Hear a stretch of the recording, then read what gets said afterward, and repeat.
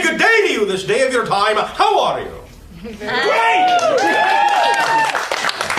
All right, thank you. First and foremost, we would like to extend to each and every one of you, individually, and all of you together collectively, our deep appreciation at the co-creation of this interaction. Every single time we have such an interaction with the members of your world, it creates a link and a bridge with our civilization and creates a third reality in which we can both someday interact. We thank you also for the gift of allowing us to experience through you that many more facets of the multidimensional crystal of all that is, of creation itself. This to us is a gift. And we thank you for your willingness to share of yourselves in this way. Thank you. Thank you. So, you may proceed however your imagination so desires. What would you like to discuss with us this day? Everything. Oh, right, begin. I would like to ask you for... Well, good day. Oh, good day, Bashar. Good day. All right, thank you. Proceed. Sorry, I'm always getting down to business. That is all right. There is nothing to apologize for. We just understand that many of you humans believe in good manners. Yeah, clearly I forget them sometimes. That's all right. Okay, so my question is about the 4 laws of creation. Yes. I wondered, since some of us are new to this, I would love for you just to discuss that a little bit. I think it's a great base. Thank you. From our perspective and our experience, there are only 4 absolute laws that underscore existence, underscore creation. Everything, from our perspective, from our experience, everything in every dimension, in every reality, on every planet, no matter how different it may be, physical, non-physical, doesn't matter. Past, present, future, doesn't matter. Is based on these 4 laws. We have not yet found a 5th.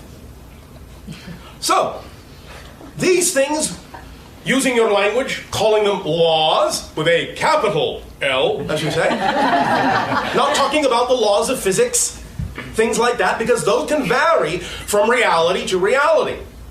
What we are talking about are things that are unchanging throughout creation, that everything is based on. They are as follows. Law number 1, you exist. Can't do anything about that. Can't change that. You can change how you exist, but you cannot change that you exist. If you exist now, I guarantee you, you always will. Existence only has one quality, to be. It will never become that which is not. Non-existence is already full of all the things that will never exist. There is no room in non-existence for things that exist. So if you exist, you always will. Can't change that. Number 2, the one is the all. The all together are the one. Everything is made out of the one. There is nothing outside of the one. Everything, every person, every place, every situation is an aspect, a reflection, an expression of the one. And the one has created everything out of itself, from itself, because there is nothing else. So, in order to create all the different things in creation, the only material one had to do that was itself. So every being is a facet of this multidimensional oneness. The one is all are one. Law number 2. Law number 3, what you put out is what you get back. Plain and simple. Plain and simple. In physics, you say every action has an equal and opposite reaction. Like attracts like. You may phrase it in any number of ways, but it's the same law. Law of attraction. Third law of existence. Doesn't matter what you call it. What you put out is what you get back. Because physical reality doesn't empirically exist except as a reflection. Physical reality is literally like a glass mirror. When you look in a glass mirror and see the reflection of your expression, if you are frowning, you don't go up to the reflection and try to force the reflection to smile. That will never work, because there's really nothing there. It's all coming back to you. If you really want to see the reflection smile, you know the only thing you can do is choose to smile first. Then the reflection has no choice but to smile back. But we understand that most of you have been taught just the opposite. And so when you want something to change in your reality, many of you on your planet will go about the business, the very, very tiring business, of trying to change the outer world instead of changing the inner one, which is what makes all the difference. So, third law, what you put out, what you get back. There's a caveat that goes with that, and we'll get into that later. Law number 4, change is the only constant. Everything changes except the first 3 laws. They never change. Ever. But change always does. Change changes. Even the 4th law changes. And the 4th law, change, becomes the first 3 laws that never change. So it's a circle. Self-complete, self-perpetuating, self-supporting. Those are the 4 laws. You exist. The one is all are one. What you put out is what you get back. Everything changes but the first 3 laws. Those 4 principles are what all of your experiences are based on. Everything else is up to you. You are free to choose what kind of experience to have. In every other way, the only laws you really need to obey are the 4 we have just mentioned, because they cannot be broken. Cannot change regardless of where and when and how you may be. Those, as we understand them in our civilization, are the 4 laws. Did that answer your question sufficiently? Yes, thank you. Thank you. The question that I have to ask you is, yes. Based on these laws, the whole mirror idea. Yes. We're in a collective community here that we're all committed to each other, and occasionally there are things that come up between people, and this is in our society in general, where yes. we might fall at a discord with someone, yes. or someone might do something that is hurtful yes. or feels out of integrity yes. with us, with our highest excitement, yes. highest good. All of that conflict only comes from fear and lack of clarity in communication. That's all. That's all. So if you're trying to resolve something with someone who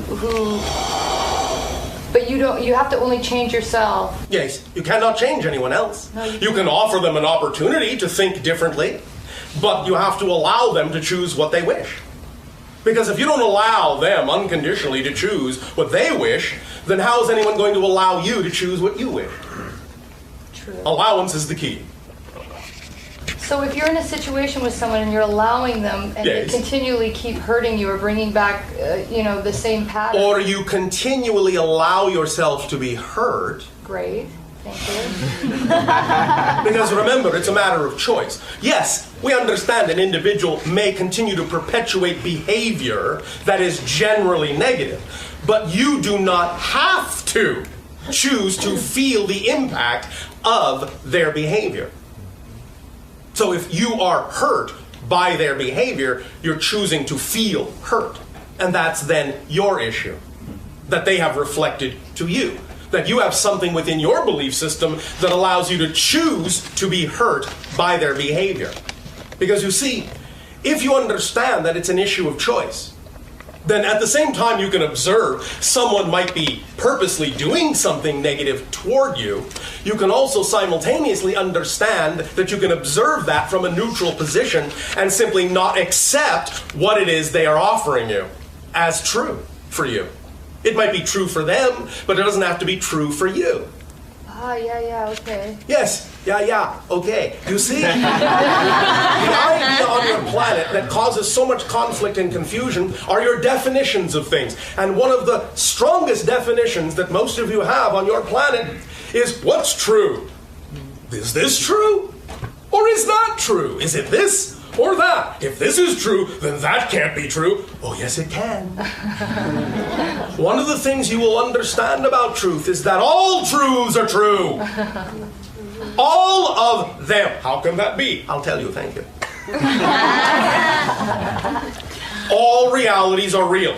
You are not capable of imagining non-existence. Anything you can imagine, therefore, actually exists in some way, shape, or form in some dimension of reality. Everything is real. Everything is true from a certain point of view. That's all truth is. And that's why it's relative.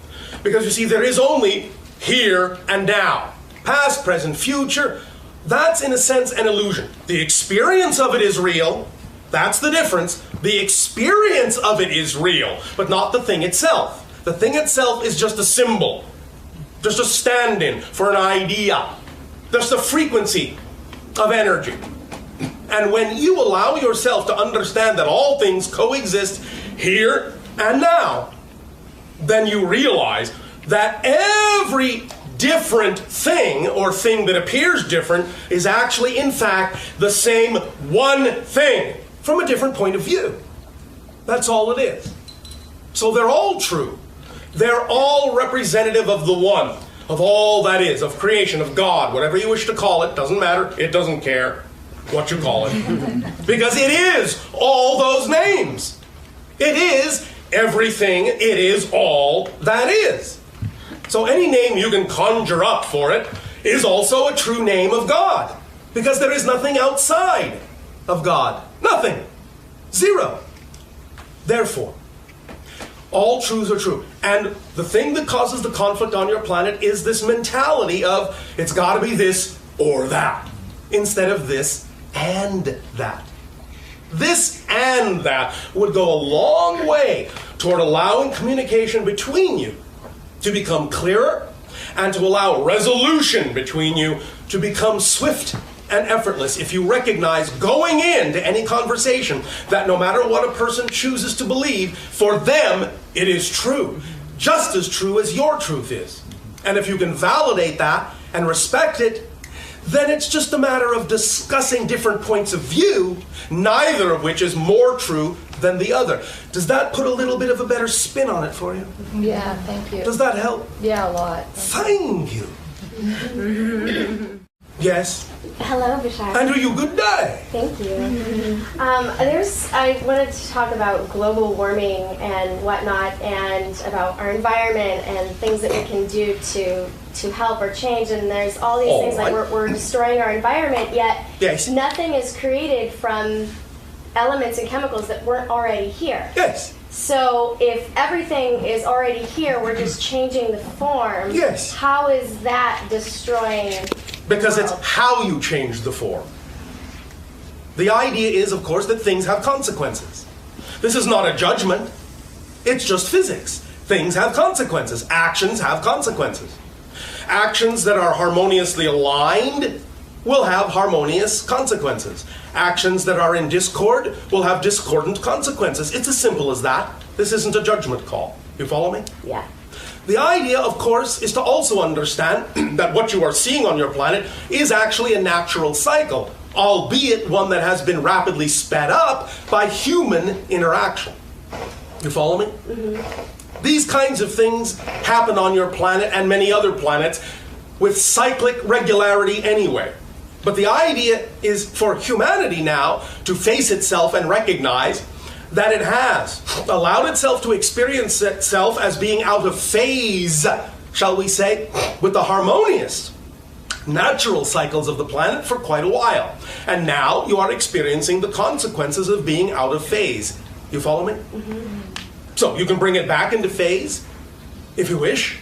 It depends upon your actions. It depends upon your behavior. It depends upon how much in alignment you are willing to be and how much creativity you are willing to bring to bear on creating new ideas and new systems that are more harmoniously representative of the way you wish your world to be, the way you prefer your world to be, and implementing those new ideas and letting the old ones fade away. It's not really about changing the old ones. It's about inventing new ones that will take their place. that make them obsolete by definition. It's also about getting in touch with your relationship with the world, the collective consciousness, the earth spirit. All these aspects, all these ideas are all about your relationship.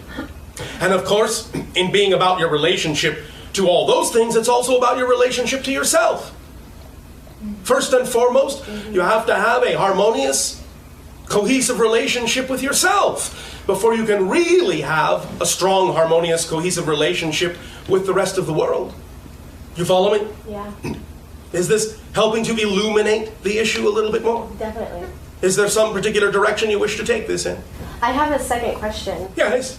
So, being an artist, Yes. as most of us here in this room are, as I don't know, I guess a lot of people are. My question is we come to blocks in our life, and I was wondering if there You do? You come to blocks? Yeah. What kind of blocks? Playing blocks? Blocks that stop me from participating fully. By definition, yes, a block will stop you. But you see, that's a definition. Correct. Can you, in your imagination, think of something else to label it, to define it as, so that it Fear. does not have that? Well, fear, all right. Fear doesn't have to stop you either. But what I'm saying is, you can allow yourself to understand that one of the reasons you experience these moments as blocks is because you're defining them as blocks. What about defining them as unexpected challenges? What about defining them as early Christmas presents? What about defining them as heretofore undiscovered portions of my own consciousness? Ooh. You see, I am not just attempting to tell you to mince words. I am not attempting to tell you to gloss over things. What I am telling you is to really get in touch with the fact that your deepest definition of things is truly what allows you to experience them in the way that you do. And that's the only thing that allows you to experience them in the way that you do. What you believe is true is true. What you define is true is true. You follow me? Yes. So when you call something a block, you're going to experience it as what? A block. Correct. If you say, I choose in this moment, with this experience, to recognize that this is an opportunity to turn in an unexpected direction and see what it has to teach me, you will experience it as a journey of discovery and not as a block. You follow me? Yeah. Because you're defining it as something different. What has changed? Your relationship to it has changed. Sure. Therefore, the effect you get out of it will change. Now I'm going to tell you a very, very big secret. Not a secret at all, but you know, most people on your planet would think of this as a secret. I know this is going to sound a little bit funny, but bear with us, all right? The greatest gift that creation has given to all beings is that life is meaningless. What does that mean? I'll tell you. What that means is that nothing has built-in meaning.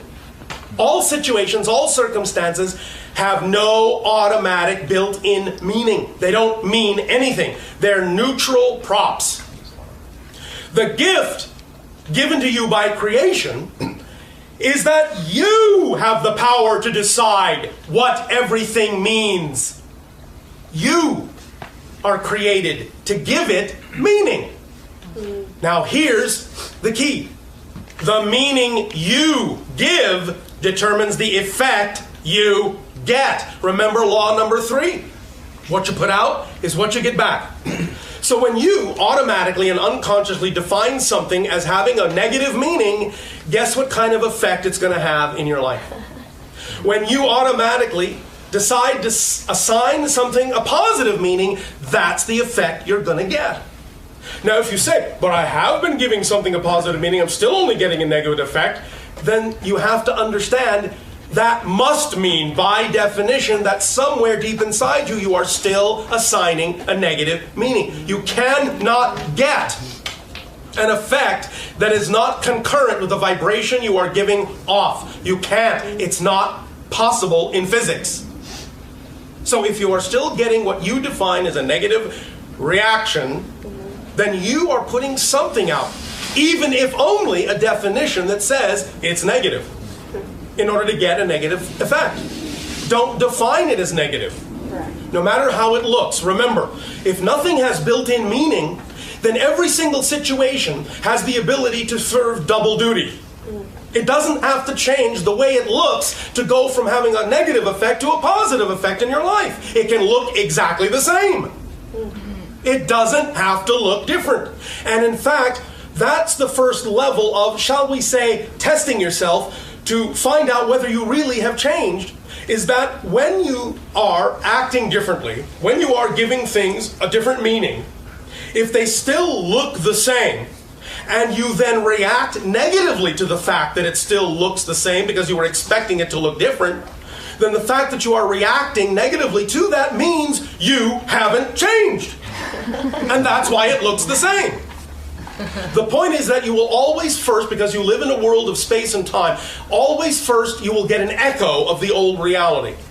The echo of the old reality, the way things used to look, the way the situation used to appear, will usually happen first in order to actually see if you're going to respond differently to it, which will then tell you you really actually have changed. And then physical reality can reflect the real change you have actually created.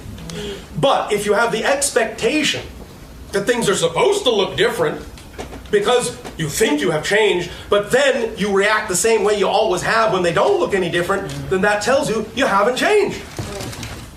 So the key is not out there. The key is not in the mirror. The key is not trying to make the reflection smile instead of frown. The key is you deciding that you're going to smile just because that's what you prefer. And you don't need another reason. Ow. That's the key. That's the key. You need to all stop having so many reasons to be happy and just be happy. Yes. Or not. Exactly. Your choice. Because it's up to you, not up to us. It's up to you. It's your choice. We allow you to be free enough to choose misery if you wish. And we know that if you choose to be miserable, you have, I'm sure, a very good reason for being so. And that's your reason. And it is just as valid and just as beautiful and just as sacred as any other reason you could create. Everything is sacred. Everything is valid. Everything. Everything. The dark and the light. Because remember, all that is all that is. Dark and the light. But when it's in balance, when all choices, positive and negative, are equal, then you can simply choose what you prefer without invalidating what you don't prefer.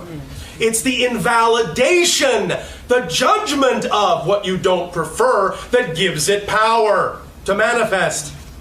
But if it's all the same to you, if it's all equally valid, and it doesn't really matter, then you can simply say, I recognize that choosing that is equally valid to any other choice I could make. I allow it to be just as beautiful, I allow it to be just as sacred because it is a part of God. Now, this is what I prefer.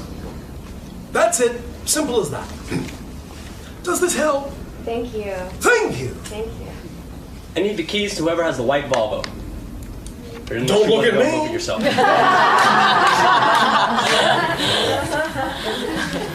It needs to be moved. I'll do it if you want. Okay.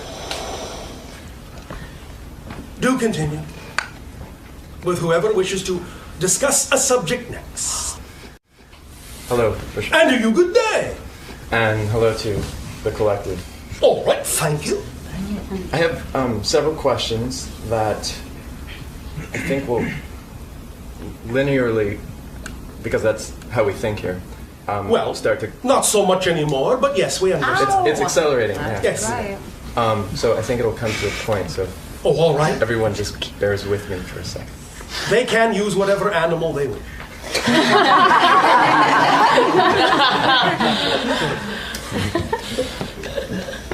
Since I came to this planet, Yes. since I was very young, I had many questions. Yes. First things that came up were complex ideas about existence, where we came from, Yes. what was before, what was after. Nothing. At some point, my consciousness just accepted that there wasn't a before and after, that it was all one. Yes. Even though my brain still has a hard time with I it. know, but that's all right. That's okay. The brain and the physical personal mind is only designed to function in 3D, quasi 4D linear reality. That's all right.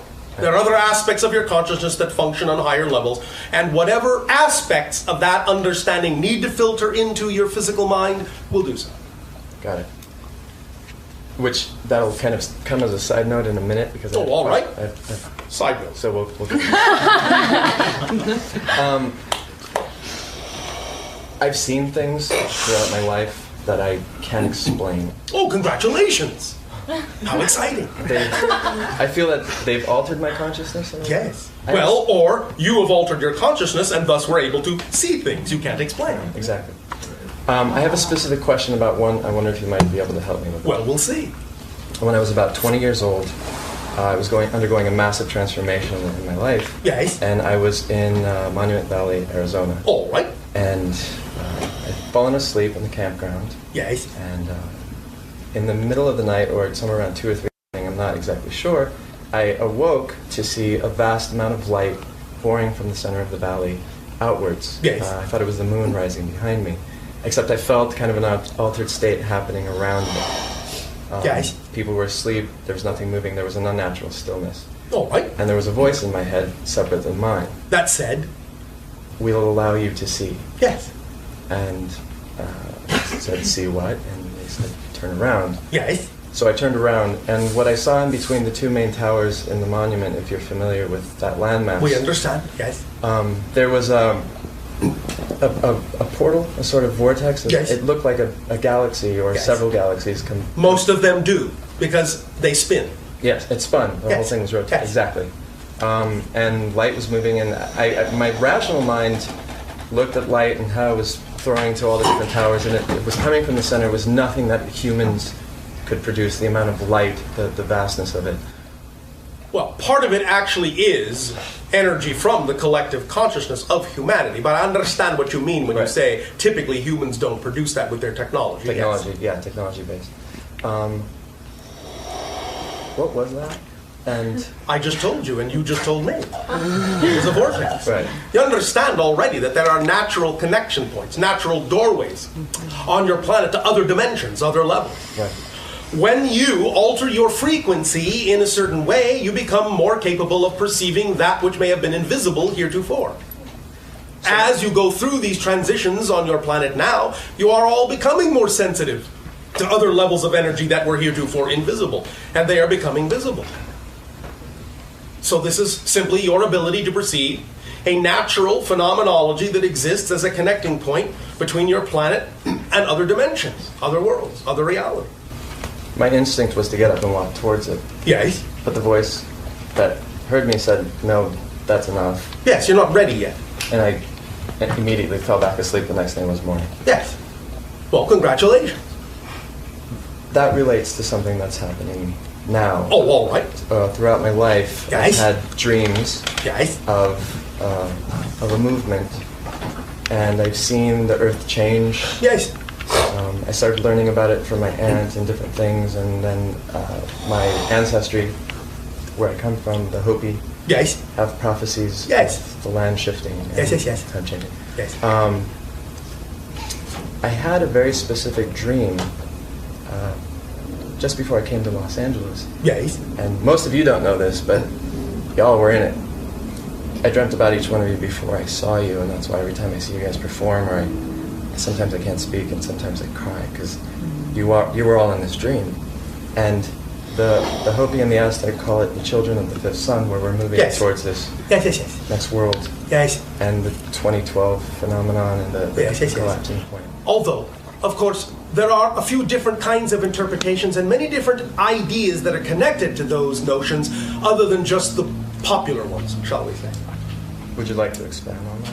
Well, there are a few different things we can share.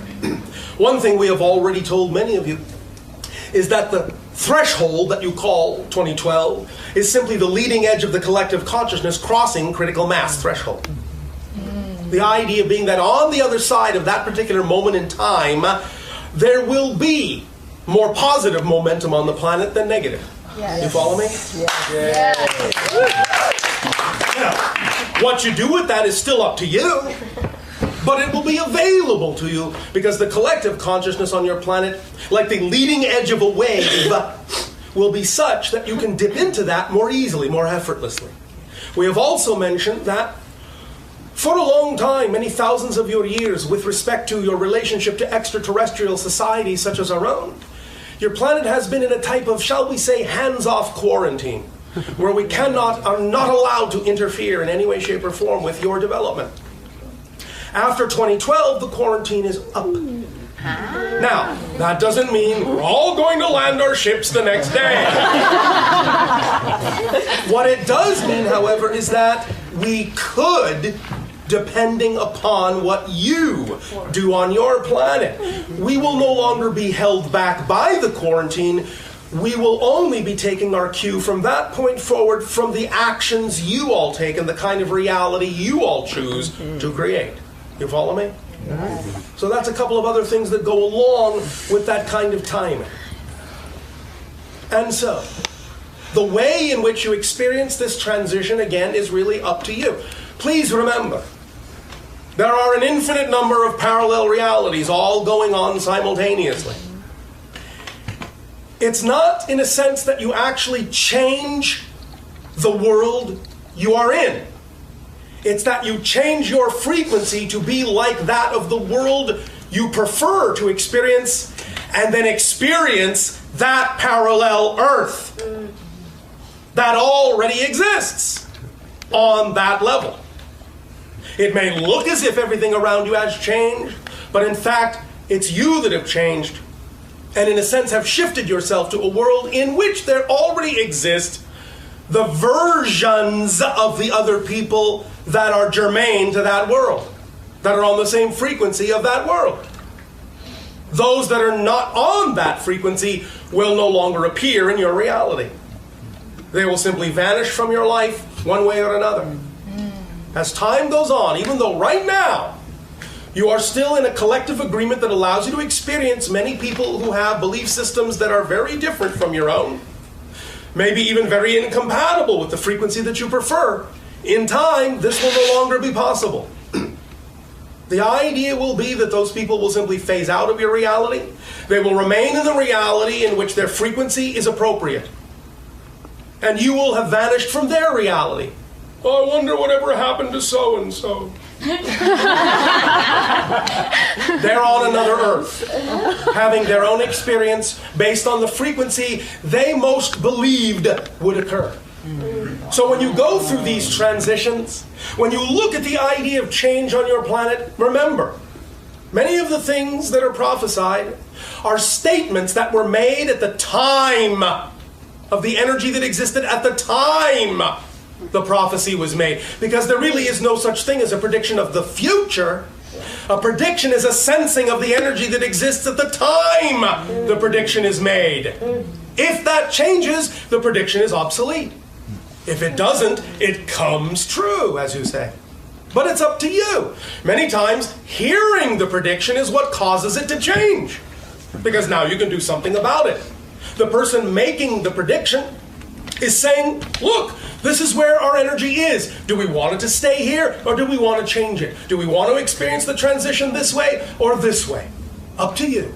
Let's get it all out on the table. This is what we perceive. Now you decide how you want to experience this transformation. What kind of relationship do you want to have with each other and with your world and with the spirits and with all that is? How do you want to experience this reality? Who do you want to be? And that's what determines what you will experience. And you can even, for a time, be standing right next to someone who chooses to experience the transformation in a very destructive, scary, fearful way. And you can be standing right next to them and not experience anything that they're experiencing at all. At all. You follow me? Yes. Does this help illuminate some of what you are discussing? Yes.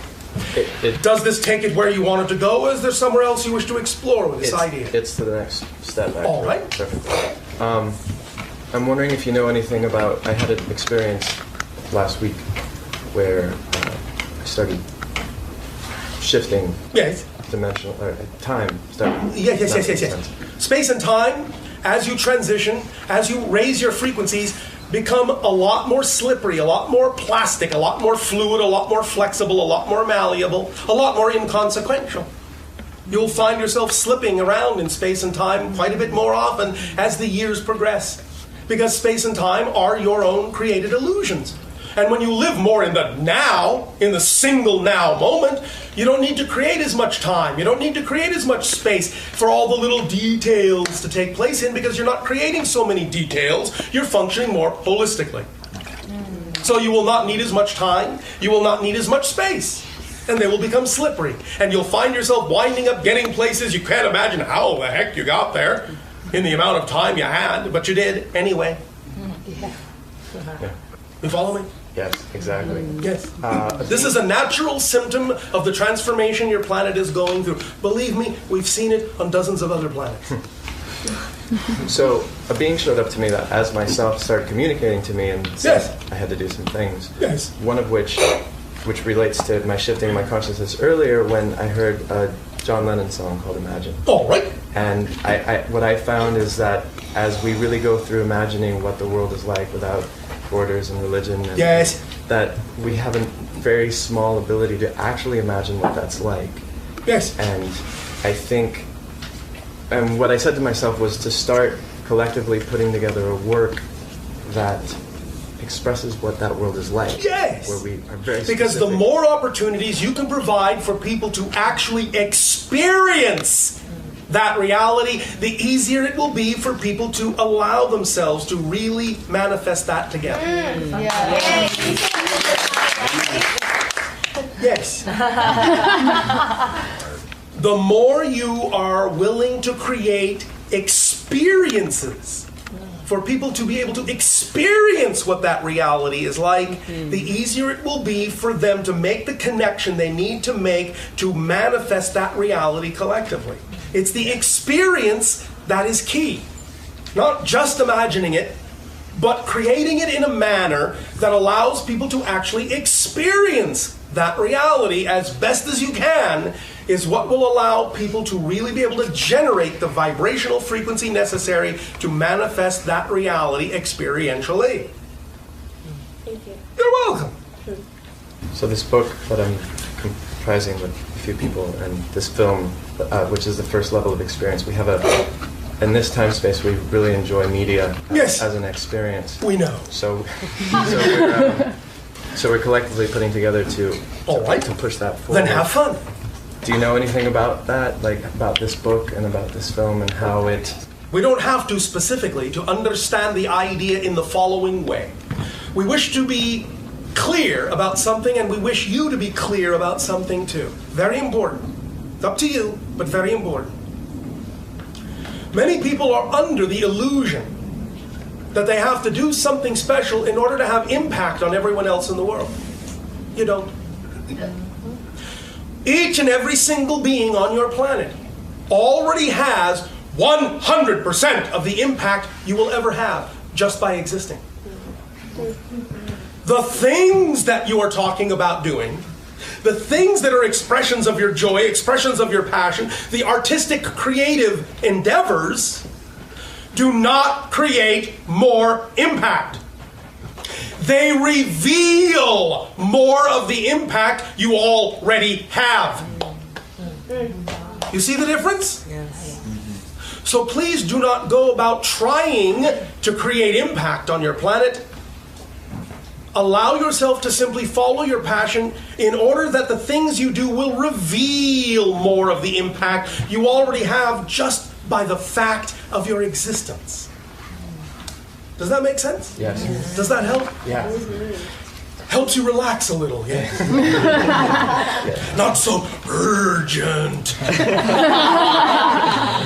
Remember, you can't change anyone who doesn't want to be changed. So it's all about just being who you wish to be, because that's who you wish to be, because that's who you wish to be, because that's who you wish to be. Period. Because that's who you are. And that's it. That's the only reason you need to follow your joy, because that's who you are. That's what joy is. That's what passion is. That's what excitement is. That's what it tells you. This is who you are. Passion, joy, the things that excite you, do so because they are reflecting to you the vibrational frequency that is your true, natural, core self. That's what that feeling is. Recognition. That's me. That's why the things that contain the highest excitement at any given moment are the things that you need to act on most boldly, because that's who you are at that moment. It's like a compass needle, always pointing to magnetic north. When things excite you more than anything else, no matter what they are, at any given moment, do your best to act on the thing that excites you the most at any given moment, because that's the thread to follow. That's when you know your compass needle is pointing true to you. Make sense? Yes. It's just physics. That's all it is. Simple physics. Does this help you? Absolutely. Now I'd like to finish up with that side all note, right. the side note that we have. Side note, let's bring it back in. So, could you share with us any specific exercises to help us? No. Okay. And I'll tell you why. Okay. Yes, obviously we could. And we have done so many times. And we have already provided many different kinds of exercises and tools and so forth, meditations and what have you. And you can avail yourself of them if you wish. They're all recorded. You follow me? Mm-hmm. And any one of them may help you. But here's the key. Whatever your imagination says is the thing that will help you is the thing that will help you. Each of you. All tools. We spoke of this recently. All tools, all meditations, all rituals, all exercises, doesn't matter what they are, all tools are nothing more than permission slips that you give to yourself to allow yourself to let it be okay to do what it is that you do, to be who it is that you are. The tool does nothing except the one that you're most attracted to, you are most attracted to because it is in a configuration that is most like the frequency that right then at that moment will work best for you. It's keyed to your vibration at that moment. That's why you're attracted to it. Tomorrow it may be something else. But the point is, one isn't more right. One isn't better or worse. At any given moment, whatever tool, whatever meditation, whatever ritual, whatever practice you are most attracted to that seems most interesting is the one to use at that moment, because it's simply telling you that the reason you're attracted to it is because it's geared to your frequency, symbolically reflective of your frequency, and therefore it is the permission slip that, according to whatever belief system is going on within your psyche, will allow you to let go of enough beliefs to allow you to be who you really prefer to be at that moment. It's just a permission slip. That's all these tools are. Eventually, you don't need them, because you constantly give yourself permission to be you. Make sense? Yeah. But as long as you find them enjoyable, use them. But that's all they are, just permission slips. That's all they are. Does that help you? Yes. Thank you. Are you sure? Absolutely. Oh, thank you. Thank you, Bashar. You are welcome. Hello, Bashar. And you good day. I have so much gratitude for the information that I've read and seen from you in the past. Oh, thank you. We are also extremely grateful to be allowed the opportunity to interact with each and every one of you, Good. so that we can experience that many more facets of all that is. Thank you for being uniquely you. Well, you're welcome. So I have 3 questions that I hope will be direct, and they're all geared towards things that I am having a hard time understanding. Oh, all right. I'm hoping that Perhaps you it's can simply clarify one it for me. question in 3 different styles of clothing. Maybe. The first question is, I have a hard time understanding the concept of choosing your own reality in the sense of Yes, we know that's a big unfortunates, one for most of you humans. Yes, unfortunates and children, Yes, specifically I in foreign countries I understand. and really intense All situations. right. Do you wish us to address that before we go on? Yeah. All right, thank you. We recognize and acknowledge your compassion, and that's the issue at hand. Compassion. I want to illustrate an example for you, if I may. May I? Yes. Yes. All right, thank you. Can you imagine a being so compassionate, so unconditionally loving, that it will choose to live a life of suffering because it knows if it does so, it will trigger in you the same compassion to make sure it will never happen again? Can you imagine that? Yeah. That's partly your answer. Okay. Because understand, of course, you have to look at it on a case-by-case basis, because there are as many reasons why people are experiencing those kinds of lives as there are people experiencing them. But do remember, you are, all of you are, an eternal spirit. You follow me? Yeah. You are an eternal, indestructible spirit. The physical experience, and I'm not justifying it, in that sense, is only a part of the total experience of the spirit. If the spirit knows that an act of unconditional love, in going into a life where it may experience a certain kind of suffering for a while, will actually open the eyes and awaken others to how they can go about changing their world to be something more positive, many spirits will actually choose to do that out of love. You follow me? They may not remember that they did it when they are physical. It may make no sense to them when they are physical or to anyone else. But there is a reason. There is always a reason. Now, yes, sometimes, because of the nature, again, of the belief systems that exist on your planet, many people for thousands of years on your planet have not known that they can actually make a conscious choice to experience the kind of life that they prefer.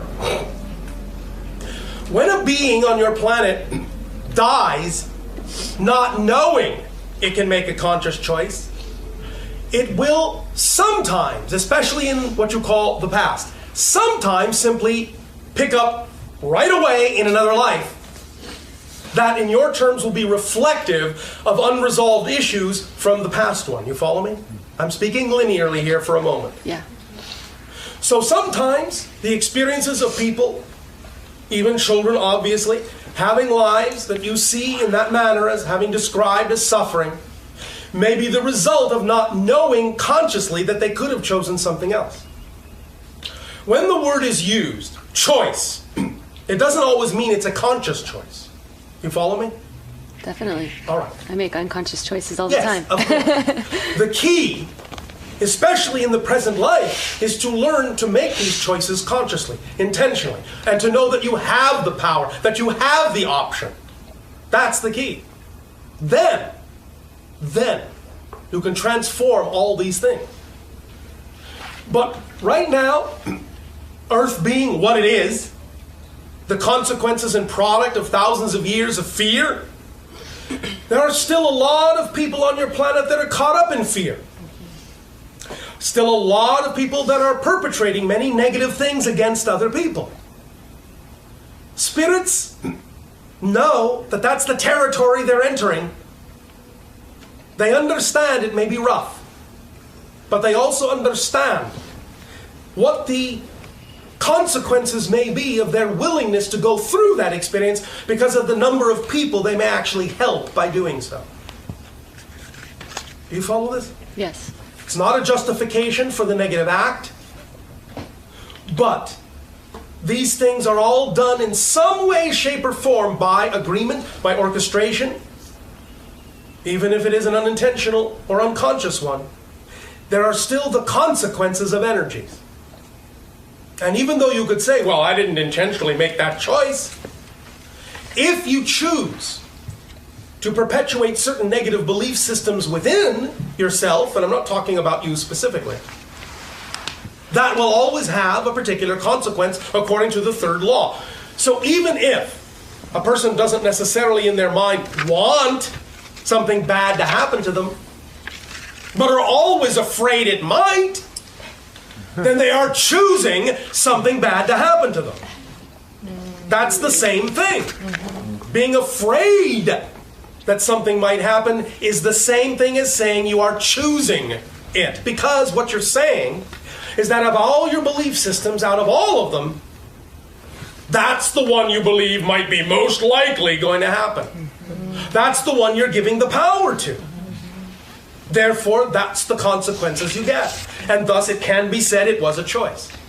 Even if you're not in touch with exactly how that might have occurred, mechanistically speaking.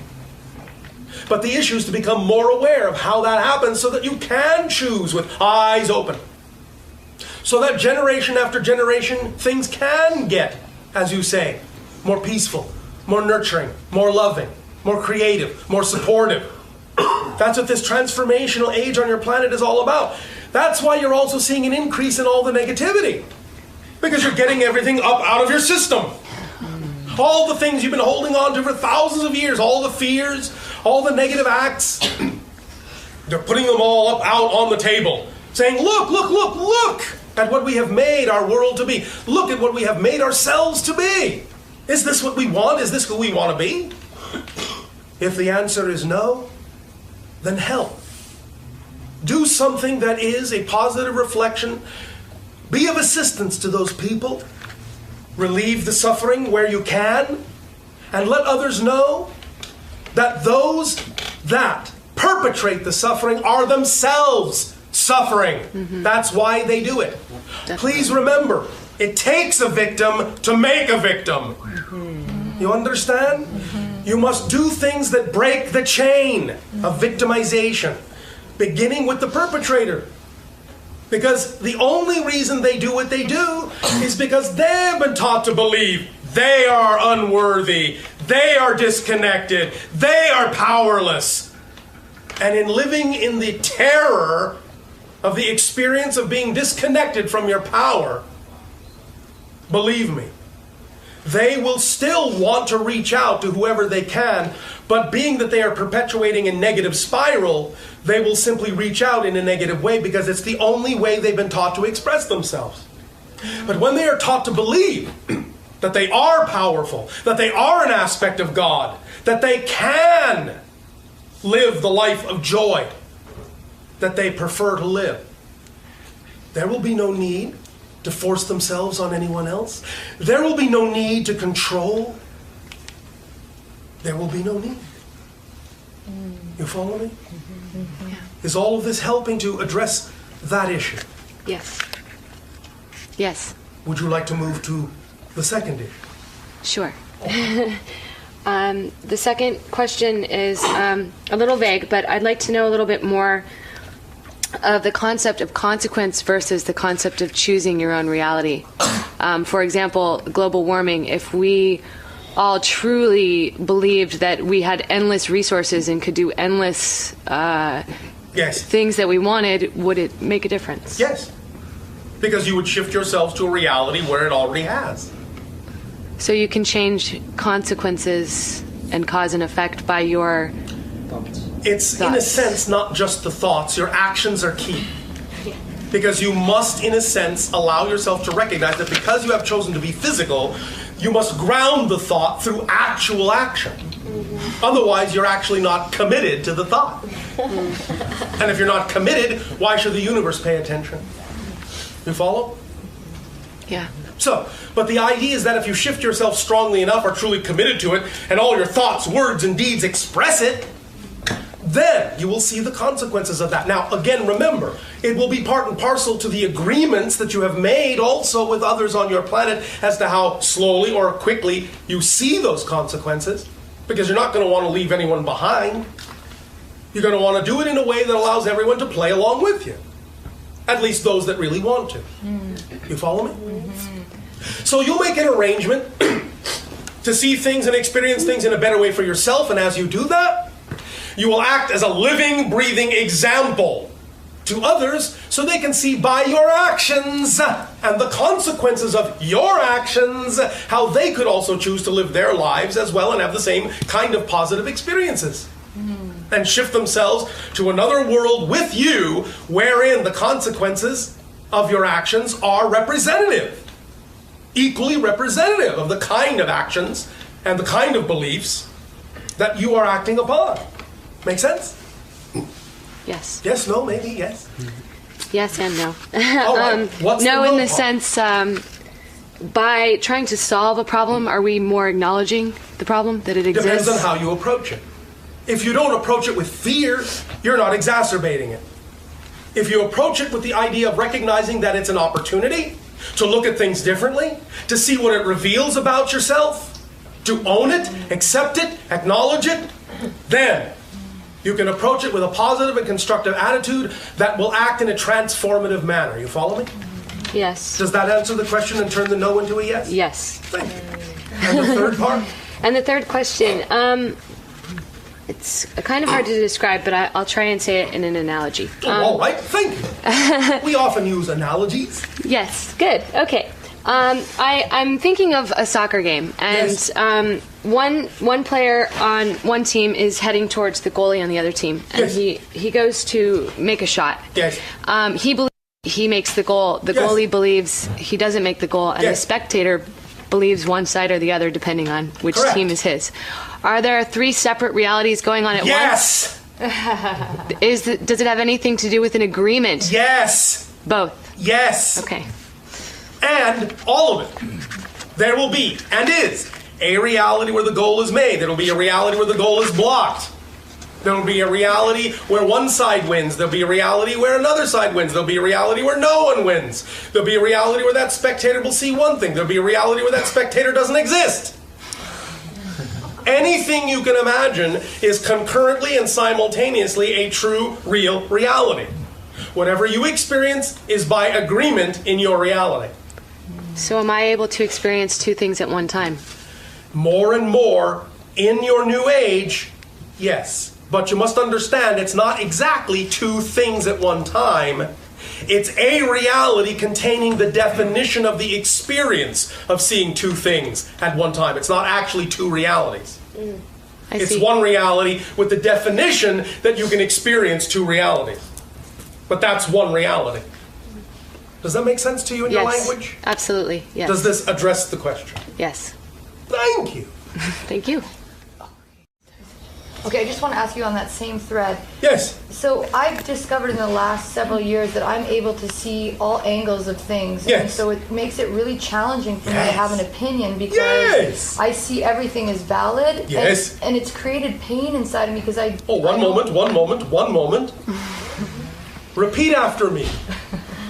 Are you ready? Yes. All right. Repeat after me. My opinion My opinion is that everything is valid. is that everything is valid. There you have a nice, strong opinion. So how do we make a choice?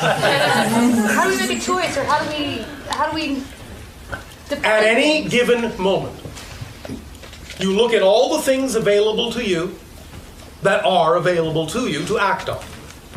Choose the one that contains the highest amount of excitement that you are capable of taking the greatest amount of action on in that moment. If at that moment two things seem equally exciting as options, choose the one that you have the greatest degree of ability to take action on at that moment. That's it. That's how you choose. Always choose the thing that excites you the most, Secondarily, always choose the thing that excites you the most, you have the greatest actual physical degree of ability to take action on. Take it as far as you can. When you can take it no further, stop, look at all the things that are available to you, choose the one that's most exciting, that you have the greatest degree of ability to take action on. In the next moment, do the same. In the next moment, do the same. In the next moment, do the same. You will rarely find two things of equal excitement, or rarely find things of equal excitement that have the same degree of ability to be acted on. Or, if you do, it doesn't matter which one you choose. And if you go with one, and it's not the one that serves you best, if you go in with the attitude that you will always make the best choice for you, then having chosen that one will always lead you back around to the other choice. This is what you need to understand. Following your excitement is not only the driving engine of your reality, it's also the automatic organizing principle. You don't need to know the how of the details. You just need to act on your excitement. Physical mind is not designed to understand how things happen. Physical mind is only designed to perceive how things happened. Not how things are going to happen. Higher self does that for you. All you need to do is act on the opportunities that contain the highest degree of excitement, that you have the highest degree of capability of acting on. Higher self tells you that if you do that, everything you need will be there. The how will be there. You don't have to think about it because you're not designed to think about it. When you try to, because you've been taught to think that your physical mind has to be in control of everything and has to know how everything's going to happen in every down little detail, that's when you get stuck. That's when you face your conundrum, your conflict, and you freeze. What do I do? How do I decide? But you don't really have to know anything more than following your excitement and acting on it to the best of your ability. And let the how of it be left up to your higher self. Then you function as a whole person.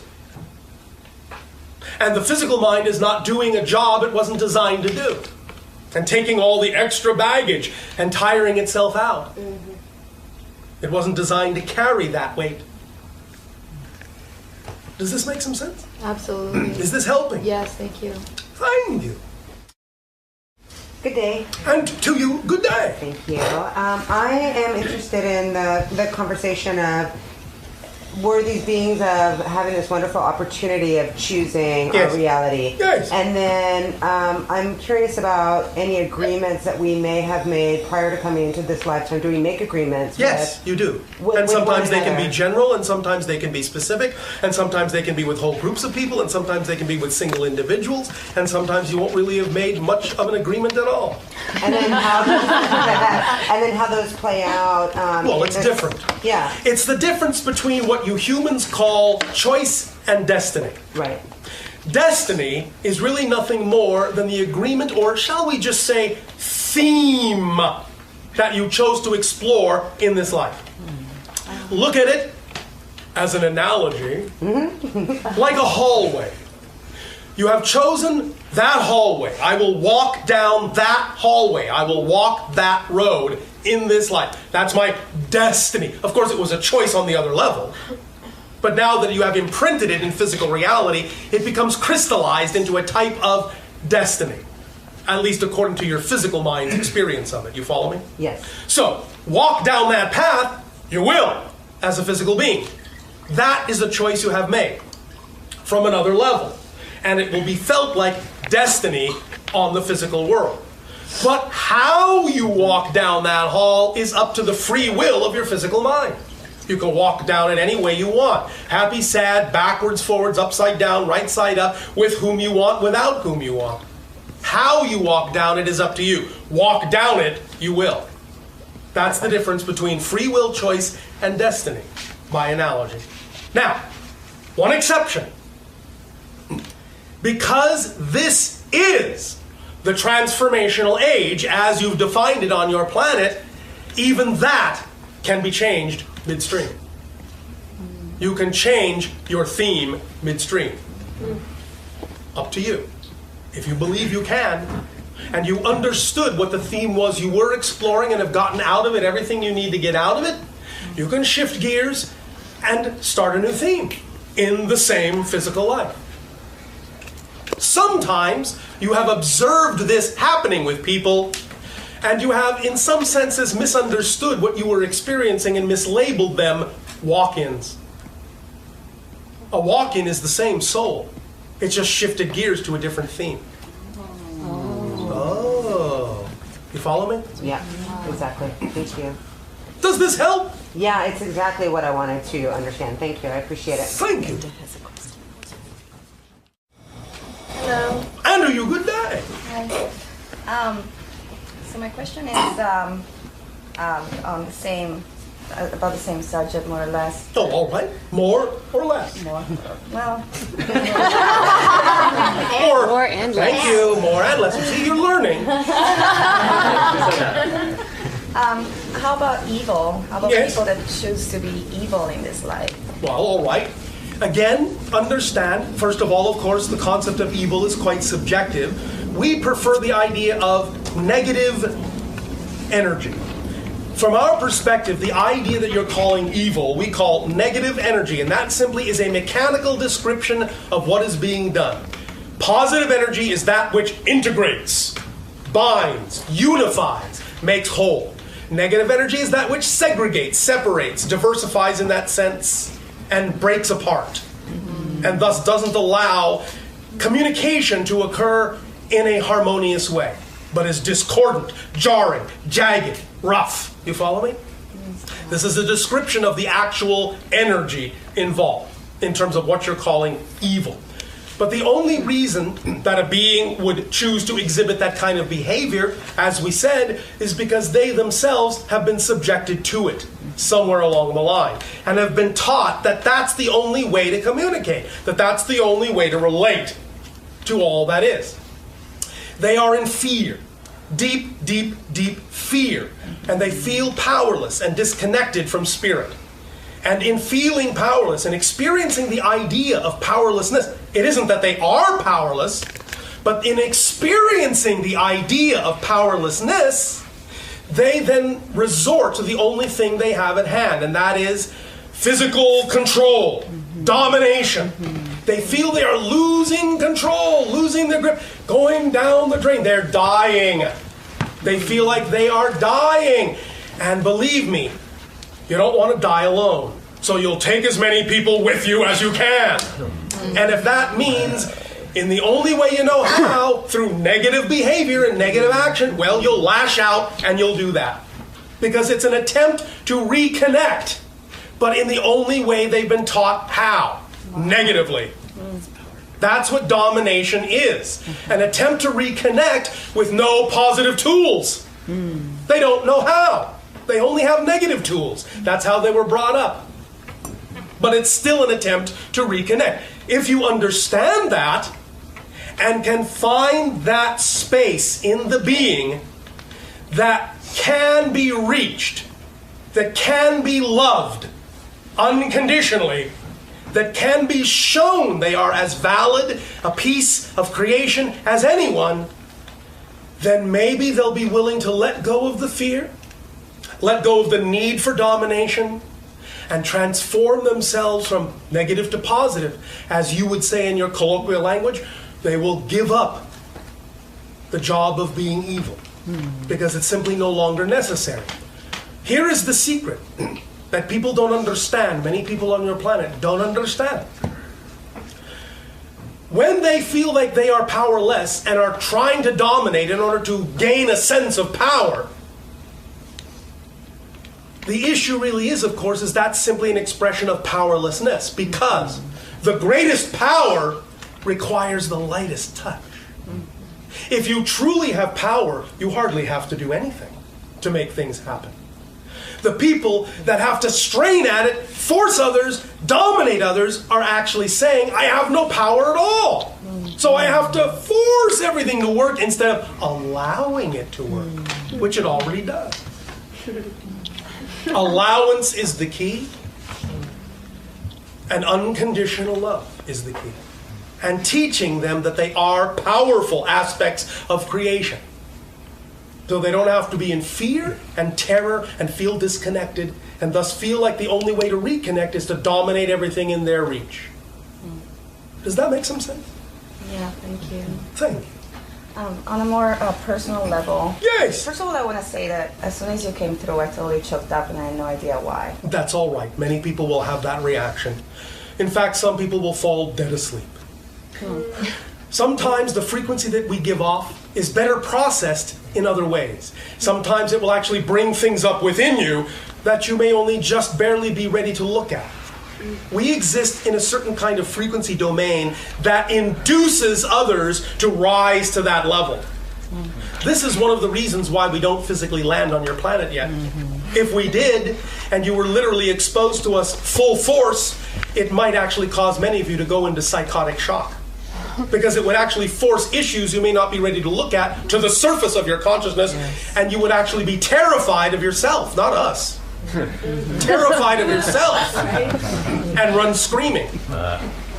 There have been 3 occasions when people have asked us, Bashar, I am totally ready to meet you face to face. If you land your ship, tell me where, tell me when, I promise I will be there. I'm so ready to meet you. 3 times we have said, okay, be at this place at this time on this day.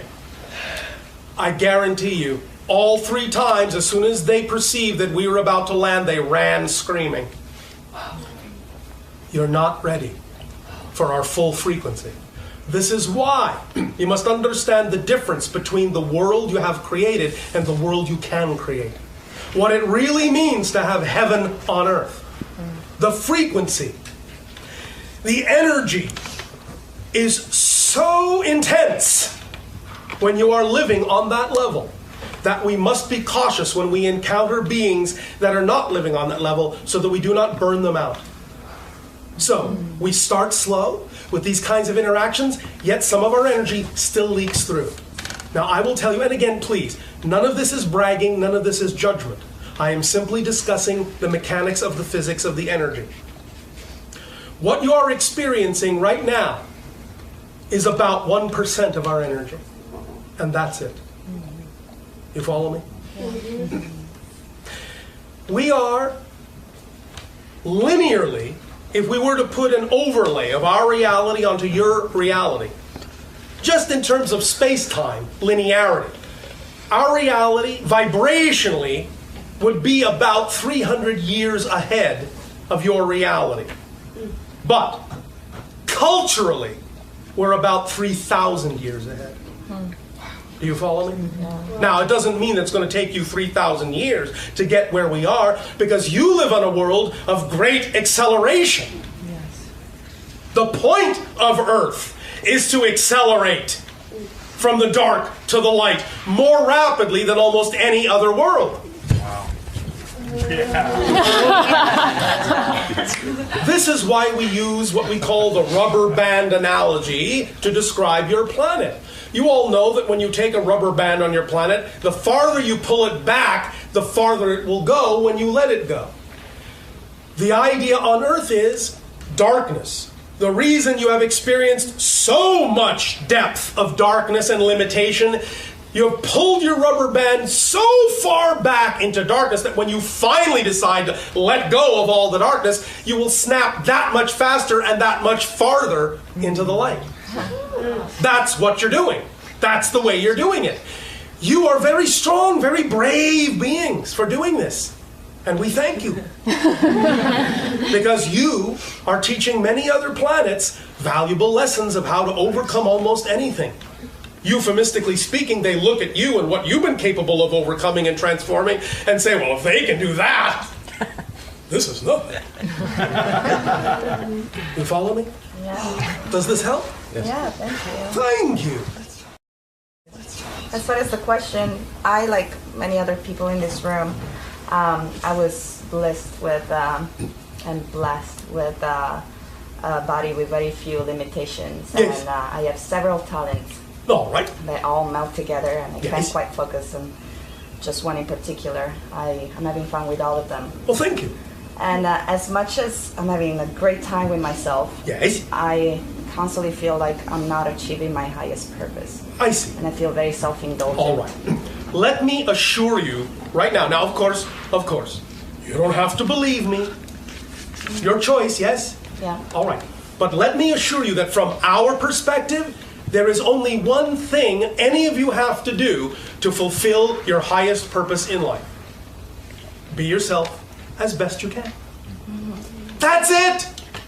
The universe expects nothing from you at all. The only thing you need to do to be fulfilled is to follow your passion. Why? Like I said, because it's the vibration that represents your true self. So there's the signal, there's the sign. But all you have to do is follow your passion the best you can. If you're doing the best you can, you've fulfilled your purpose. If at times you don't feel you're doing your best, that's okay. If you know you're not doing your best, then there's an issue there to look at. And if you use it in a positive way, you're doing your best. So you fulfilled your purpose again. You all have the same purpose, you all have the same mission, just to be yourself. That's all it takes. That's all you need to do. How you do it is up to you. The way you do it is not your purpose. The way you do it is an expression of your purpose. The only purpose you have is to be yourself, because you're unique. There's never been a you. There's no other you now. There never will be another you just like you. All that is knows this. And in creating you, the unique you that you are, obviously all that is felt that it was necessary to have you as part of all that is. Otherwise, all that is would not be all that is. It would be incomplete without you. So just being yourself is the greatest thing you can do to allow all that is to be all that is. That's all you have to do. You see? It's like a picture puzzle made of 1,000 pieces. All the pieces fit together. They are uniquely shaped. Each one is different. All you have to be is that piece. Whatever shape you are, that's the shape you need to be, because if you try to be the shape you're not, you won't fit with the other pieces, and then you can't create the whole picture. But if you simply be the shape you are, just be the piece you are, it fits automatically, harmoniously, with all the other pieces who are also willing to be themselves, and then together you fit to create the whole picture, which can then support all the pieces. Remember, law number 2, the one is all are one. Is this making sense? Yeah. Is this helping? Yeah. Can you relax a little bit about what you think you need to do? I want to try. May I ask you a question? Sure. Do you want to try, or do you want to do it? All right. Now, you don't have to, but I will tell you a secret. I know exactly the moment when you will do it. The moment you will do it is when you finally are tired enough of not doing it. Because you see, you humans are very clever. And believe me, many times you will not allow yourselves to figure out what you really want until you have tried everything you don't want. Because then, when you've tried everything you don't want, there will be nothing left. And there'll be no question that what you're choosing from that point forward is exactly what you want. Now, you don't have to wait. But if you don't believe that you have the ability to be who you want right now, understand, there will come a time when you will finally have tried everything you're not, and then the only thing left will be what you are. Wow. All right? Yes. Thank you. Good day, Bashar. Andrew, good day.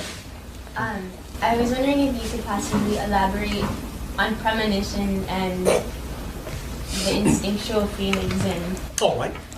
Well, again, as we have said, there's really no such thing as a prediction of the future. There is no the future. There are an infinite number of probable futures.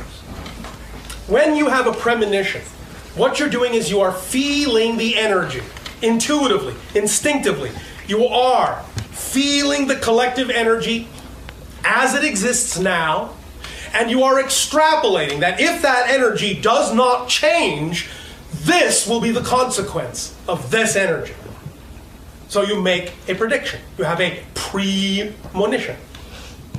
But if it does change, as I said, then it doesn't come to pass. Sometimes the very utterance of the premonition will change it because you've added new energy to the mix, to the equation. So predictions can actually render themselves obsolete. It doesn't mean the prediction was wrong. It simply means the prediction changed what was being sensed at the time the prediction was made. You follow me? Yes. Is there somewhere specific you want to go with this? Yeah, how to maybe become more. More in tune, more in touch? Yeah. Well, again, number one, all it takes is going with the flow of your own reality. The more you are in synchronous harmony with your own higher frequencies expressed as passion, joy, and unconditional love, the more in tune and in harmony you are with all that is. Because that is the vibration of existence itself. What you call unconditional love, passion, compassion, that is your physical translation of the frequency of existence itself, of all that is. So when you are in alignment with it, more harmoniously, when you flow with it, and more synchronicity is popping up in your life, then you are able to simply be more open, more sensitive to more information. You will get more downloads, as you say, automatically. You'll be perceiving things on other levels automatically because your frequency will be raising. And as your frequency raises, you will see things that were heretofore invisible to you that you could not see because you were on a different frequency level. So all you have to do is be yourself as passionately as you can to automatically be guided into whatever circumstances are necessary for you to be guided into, to receive whatever information is necessary for you to receive at that moment synchronistically. Plain and simple. You don't have to know it a moment before you need to know it, but I guarantee you that if you are simply in synchronous harmony with the universe, you will not know what you need to know a second later than you need to know it either. You see, in our civilization, we no longer have memory at all. We remember nothing. We simply know what we need to know when we need to know it. We don't have to remember anything. We simply live in the moment. You follow me?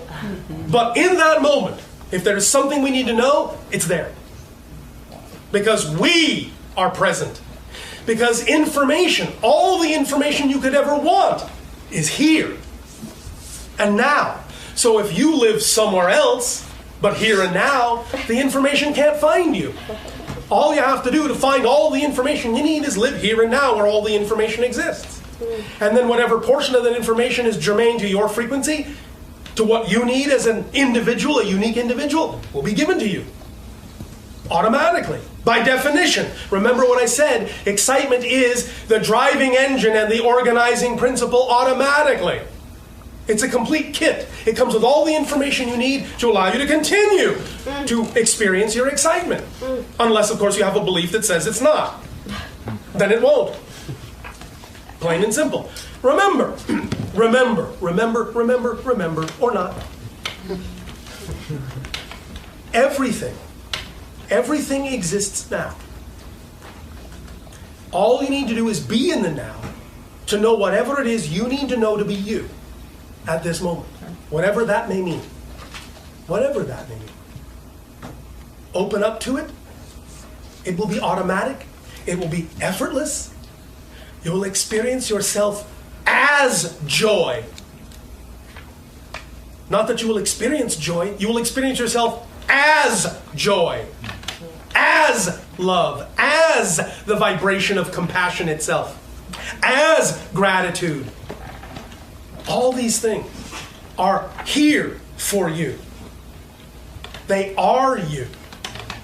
They are you.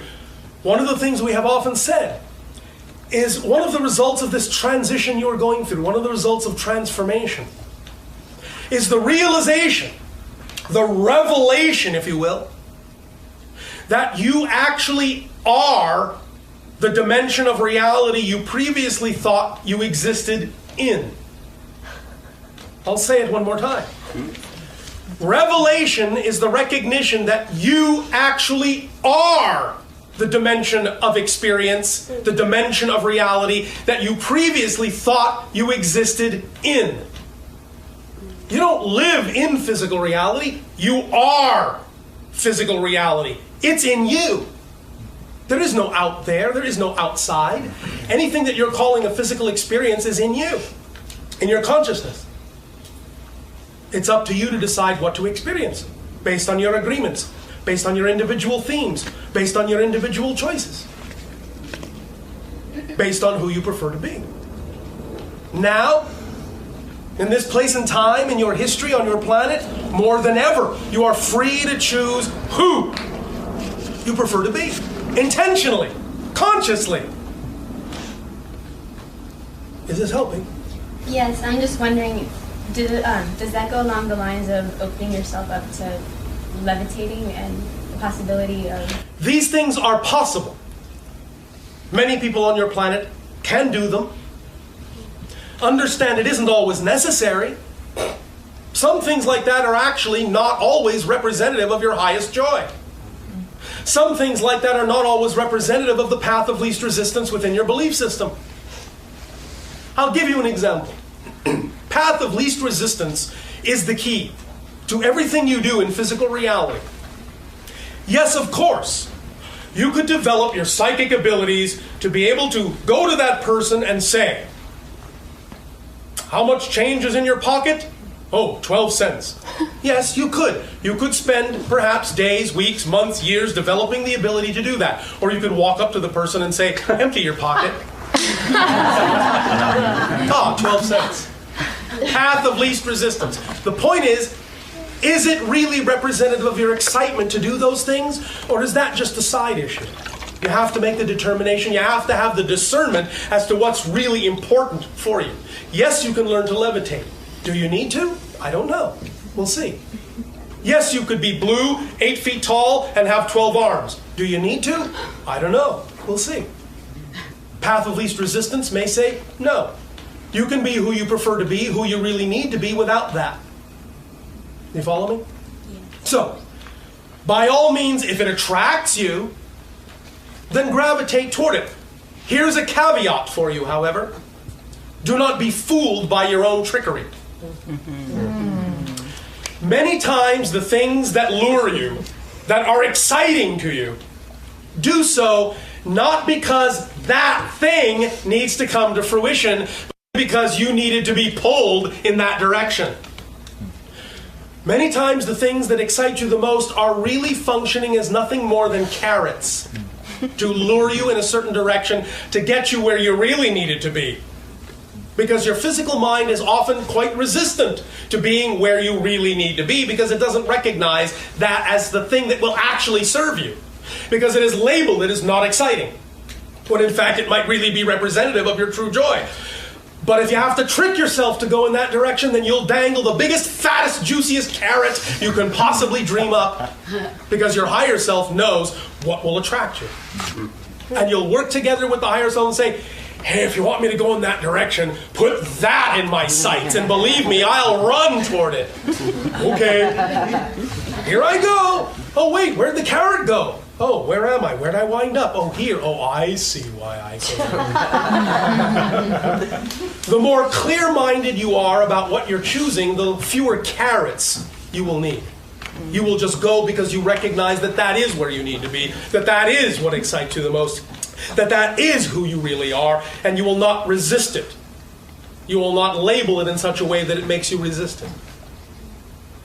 So, when you go into something that excites you, by all means, go with the open mind that yes, that thing may come to fruition exactly as you imagine it will, and it may not. However, if it doesn't, I can guarantee you this. It will always be better than you imagined. So don't insist that it has to be the way you thought. Let it be better than you imagined. Wow. All right? Thank you so Thank you. Woo! Hello, Bashar. And a you good day. Is there any, I mean, a lot of us came here, we're in LA, we all came with a dream, and yes, we've met people, and we're here, we're with you, and it's amazing. Well, I'm not in LA, but thank you for the sentiment. Great. what is the role, or can you elaborate, attaching dollars to a lot of this stuff? Yes. And recognition. Like, on your planet, we recognize that what you call money is a valid symbol of exchange, but that's all it is. It's a valid symbol of exchange. Remember that nothing has built-in meaning. Whatever meaning you give it will determine the effect you get out of it. What's your relationship with the idea of money? And what's your relationship with the idea that you always need it, when maybe sometimes you don't? Or what's the relationship you have of not needing it, when sometimes it would actually be the path of least resistance? There's a lot of energy attached to money on Earth. Well, of course. You have made it that way, yes. So I recognize it. Yes. As that I don't want to. Well, then use it in a positive way. Look deeply within yourself and just see what all of your belief systems are relative to it. What we are simply saying is, look at the way you are patterned on Earth. If on one hand, you are raised with the idea that you will never be successful unless you are rich, and yet in the same breath, you are told, love of money is the root of all evil. Doubtful you want to be evil, so you will probably never be rich, because you have made the linkage. Unlink those belief systems. If you do not believe that you have to be a bad person in order to attract a lot of money, then you can attract a lot of money and still be a good person. Because if you don't want to be a bad person, more than you want to be a poor person, then you'll be a poor person before you will allow yourself to be rich and a bad person. You understand? You have to look at what your belief system linkages are to that concept. What is your belief system relationship to the idea you call money?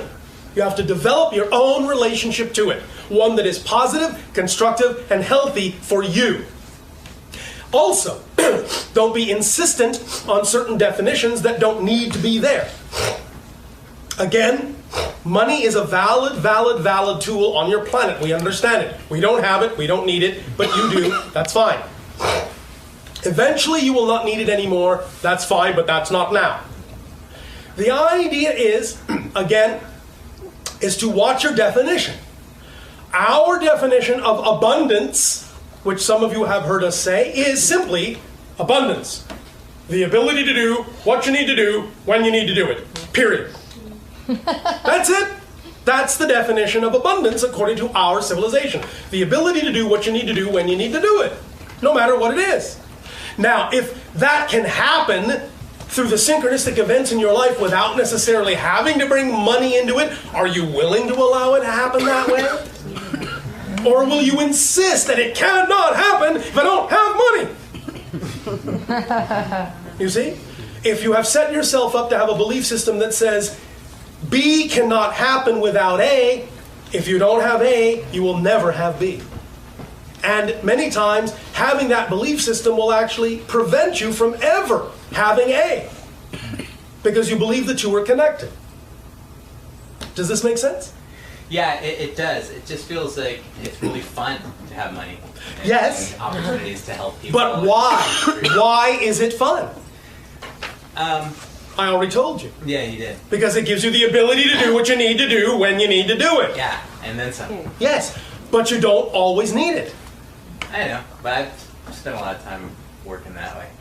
That's fine. So I'm not insisting it should be one way or the other. Right. All I am simply attempting to do is say that the important thing here is to look at your actual definitional relationship to money. There is no reason why you cannot have piles of it. Right. Okay.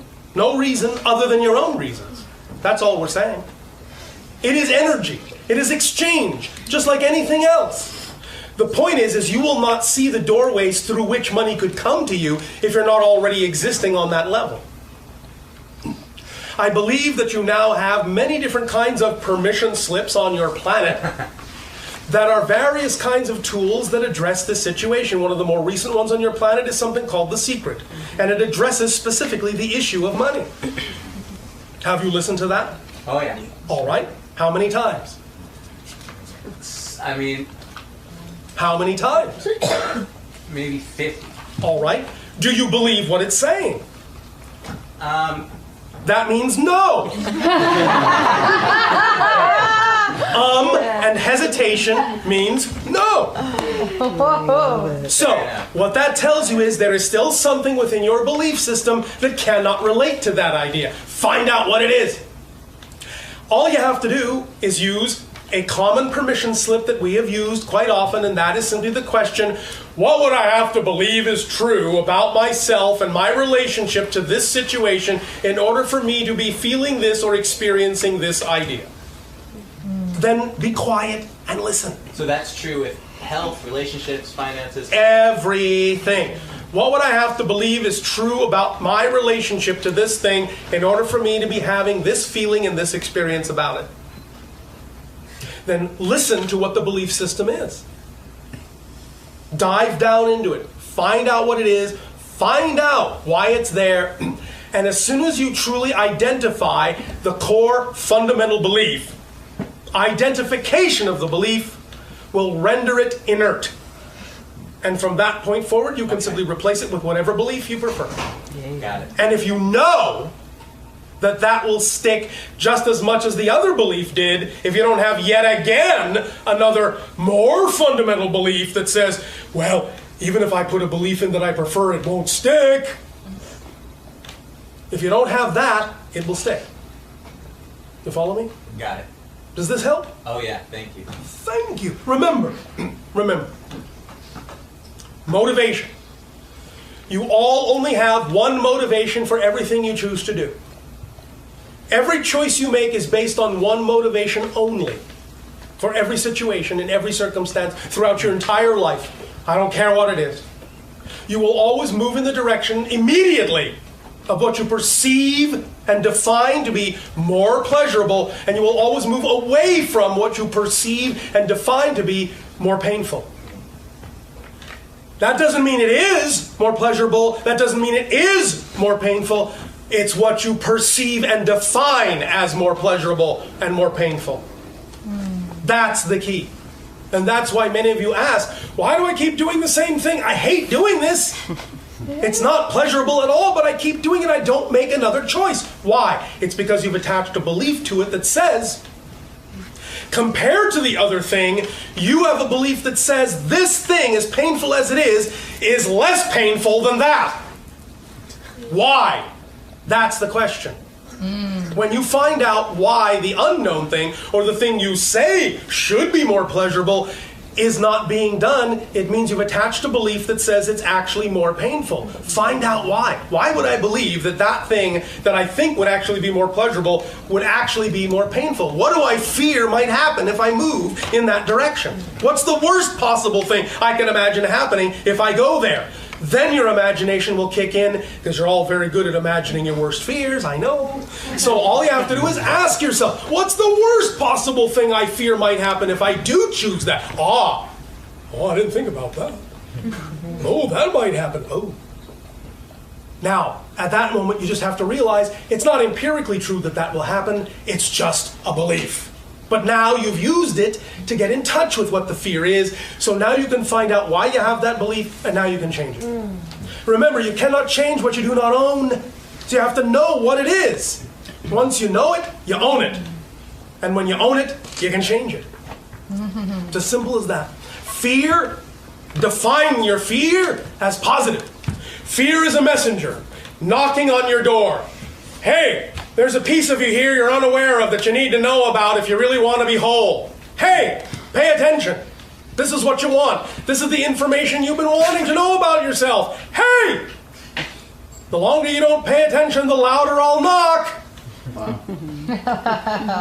Okay, fear. I know. You're a messenger delivering me information about myself I need to know to be whole. Thank you, fear. Thank you. You're my friend. Okay, thank you. Good day. Goodbye.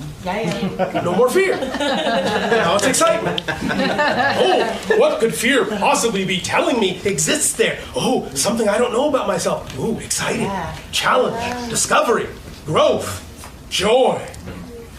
Now, you start to anticipate the little fears. Come on, where's that fear showing me something I don't know? Oh, darn it, no fear today? Oh, well. Guess I'll be happy instead. That's how it works. That's how you work yourself. That's how you go full circle with yourself. That's how you use every aspect of your consciousness to a positive end, to a positive effect. Make sense? Yes. Is this addressing your money issue too? Oh, I'm complete. Thank you. Oh, I see. All right. How rich are you now then? How rich are you? I'm sorry? How rich are you now then? I'm over abundant with richness. Well, all right. We'll let you slide on that one. Give it some practice, all right? Okay. Now remember,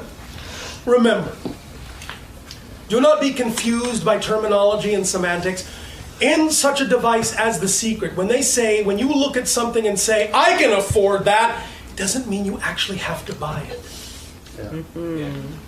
All they want you to do is get into the state where you know you can afford it. Because remember, even a multi-millionaire can walk by something and say, I can afford that, but I don't need that right now.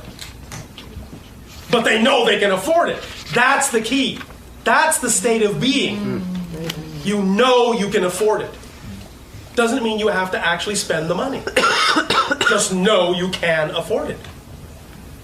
Make sense? Yeah. Because remember, as we have said recently, primary permission slip, primary key, circumstances don't matter. Only your state of being matters. Circumstances don't matter. Only your state of being matters. So if you truly believe you can afford something, you don't have to actually create the circumstances where you go out and spend all your money on it. It's the state of being that matters. That will then bring you the opportunities that will actually allow you to be able to spend the money on it. But many people on your planet have gotten confused and think, oh, well, the only way to be rich is to act rich. I don't have all that money, but well, I'll spend every dime I have. And now I'm poor. Oh, no, I'm stuck. But the idea is they didn't get that it was all about creating the state of being that they can afford it. Not that they actually have to act on it when logically they know they don't physically have that kind of money. State of being, then the state of being brings you the opportunities that represent exciting opportunities to bring you more money, and when you act on them with joy, then that will be reflected. But the state of being comes first. Just the state of being. And all the behavior that goes with it within the honoring of your actual circumstance and situation. You follow me? Yeah. Thank you. I have a quick question. Yes! Hi. Oh, to you, good day. Do I need the microphone? I was wondering what the difference is between food and drugs, and if we need food to live or if we just think we do, and if there's a difference between plants and animals. If there's a difference between plants There is and a animals? difference in plants and animals, but what I feel like we think plants are lesser than and animals are higher. I see. All right.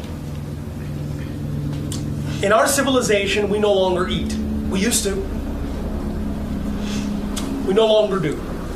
So we are sustained directly by energy. That's not where your society is at the moment. It is possible for some of you to attain that, but again, path of least resistance. Do the best you can. Eat in the way that feels best to you, light if necessary. In that sense, what is most natural, organic, and light is probably generally most representative of the agreement you all have that you still need to be sustained by some manner of food, but as raw, natural, organic as possible. You follow me? Now, again, you still have to listen to your body consciousness, because from time to time on your planet, it will fluctuate a bit. And if suddenly you feel you must have a little bit of this or a little bit of that, and it's truly for a positive reason, do it with gratitude. Do it in the right frame of mind, positively speaking. Bless it, bless yourself, thank it for supporting you, and ingest it. And you will still be on the right track. Yes, you can. Generally speaking, it is possible for you to not need food, but the general agreement most of you have says that you do. Just in the same way most of you have generally agreed you will abide by gravity. so you won't go floating up to the ceiling. There are some general agreements you want to be on automatic so you don't have to think about them.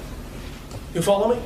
They just go on and you can use it as a background. So, eating, well, eat the way that feels best for you. Eat as light as you want.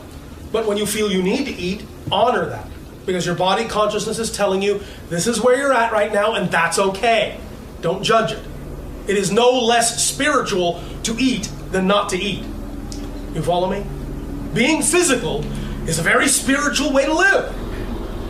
You are a physical spirit.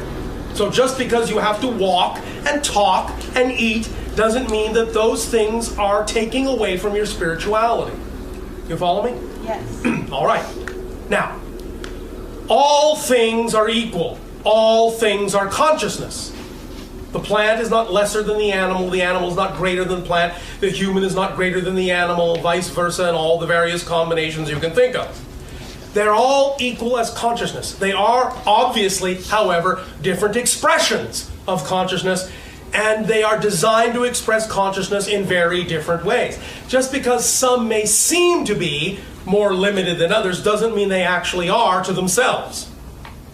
They may have ways of doing things you can't even perceive, and they do. Trees can communicate with each other around the world without any telephone, television, telegraph, or anything like that. They have a very sophisticated system of communication that uses water and electromagnetic pulses in the earth. They're like antennas growing up out of the earth with very fine filament fibers of branches and leaves. And believe me, a tree in the United States where you live can hear a tree in Africa, can hear a tree in China, and they can have a lovely conversation. That's great. What about human hair? Similar idea, actually. Similar idea. It's like an antenna. And it represents different things and can pick up on things and different energies in different ways.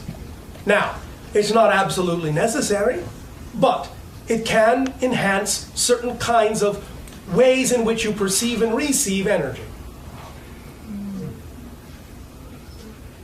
Is this answering your question? Thank you, yes. Is that sufficient? That's great. Thank you. The different, the drugs. Drugs, the difference all right. between drugs and food. Thank you. No, because it's a huge thing here. All right, a huge thing. Really? All right. Stores on every corner, and there's. Let's just put it this way. Let's keep it obvious, shall we? That which the planet grows naturally is given to you as a gift for using in the expansion of your awareness. Use naturally in frequency as well. Because the main idea is that once you use it and feel the state of being that it helps you give yourself permission to create, because it's a permission slip too, you don't need it to create that state again. Yeah. You follow me? Thank you, yes. So if you feel you need it a few times here and there, just to make sure you know what you're doing, it's there for you as a guide. If you feel you need it all the time, you've missed the point. Wow. Yeah. All right? Thank you so much. Thank you. Hello, Bashar. I know you good day. I have a different kind of question. A different kind of question. From what I've been hearing so far. Oh, all right. It's a personal question that has a past history experience that has left me in the dark. All right. Well, let's see if we can flip the light switch. That would be great. A few years back, I started experiencing where at different times my sensations changed, and my oral perception is like the volume going up. Yes. Until I can't perceive it, and then I blank out. Oh, all right. It's interpreted as a seizure. Yes. Although I've never been told specifically what type of seizure, because they've never actually, the doctor's never actually experienced it. All right. What I'd like to know, because when that happens, it's like my perceptions are being, the volume being. How often does this occur? It hasn't happened for a while. It happened a few years back, and it happened frequently during that little period of time. But has not happened since? The last time I've had it may have been a year and a half ago. What I'd like to know is, because I really don't understand what a seizure is, and Thank you. I would like to know. It can be different things. Yes. But fundamentally, it is an attempt for the brain to make an electromagnetic association, but the pathways are not necessarily coherent. There is a way to make them coherent, however, quite rapidly. If you will, look at this configuration to allow the hemispheres of the brain to come together in the center, in the corpus callosum. This idea can allow rewiring and reprogramming in both the left and right hemispheres of the brain, and you can replicate this any way you wish. This movement, be it by your own hands, be it by some kind of graphic, doesn't matter. As long as you see this infinity symbol moving and crossing in the center, going into the different sides and coming back, this can help coordinate the idea of the left and right hemispheres and cause the corpus callosum to allow certain kinds of rewiring to occur to allow those electromagnetic energies a smoother passage to make the kind of associations and connections that they need to other dimensions of the cell. It's an attempt, in a sense, to bring through a higher dimensional energy, but finding that there is a short circuit. So you must make the connections.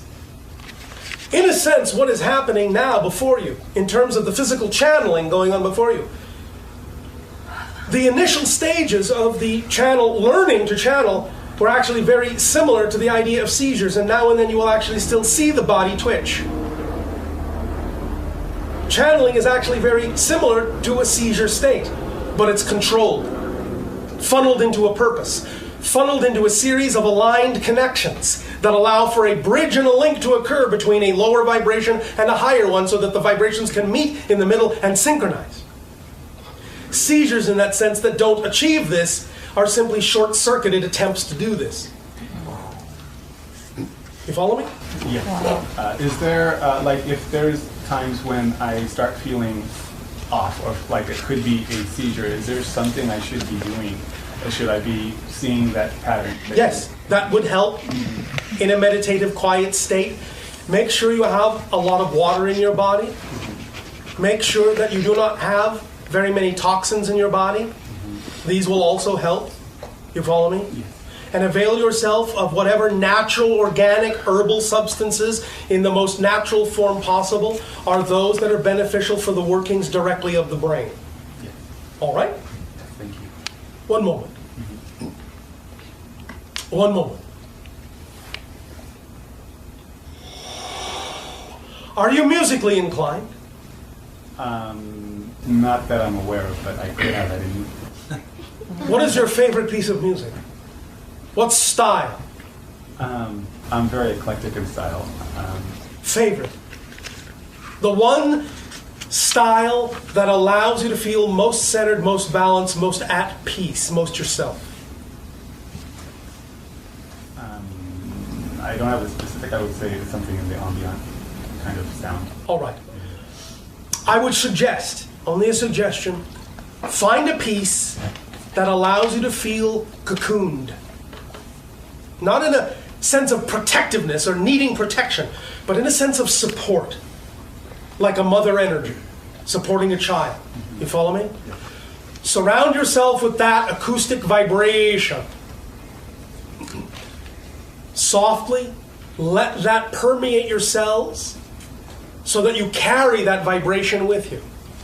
It will help to balance you. All right? One moment. Do you have a favorite vegetable?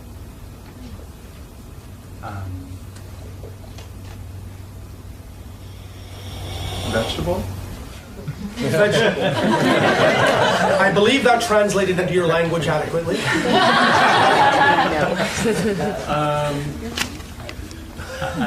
I guess I like spinach. Good. When was the last time you had it? Not for a while. Have it. Okay. All right? Yeah. Thank you. And enjoy it. You want to saute it with a little garlic? All right? A little bit of olive oil, a little bit of spinach, a little bit of garlic. Don't cook it to death. Keep it fresh. Eat it all. All right? No, I will. Thank you. While you're playing your favorite music. Nice. All right? Yes, I will. And drinking some cool, fresh water. All right? All right. Thank you. Good day, Bashar. And you good day. Man, I recently saw a documentary that is probably the best documentary I've seen that really shows the architecture of this matrix of beliefs that we've kind of been born into. The first part talks about how the Bible is really just a astro-theological story of ancient Egypt about our sun.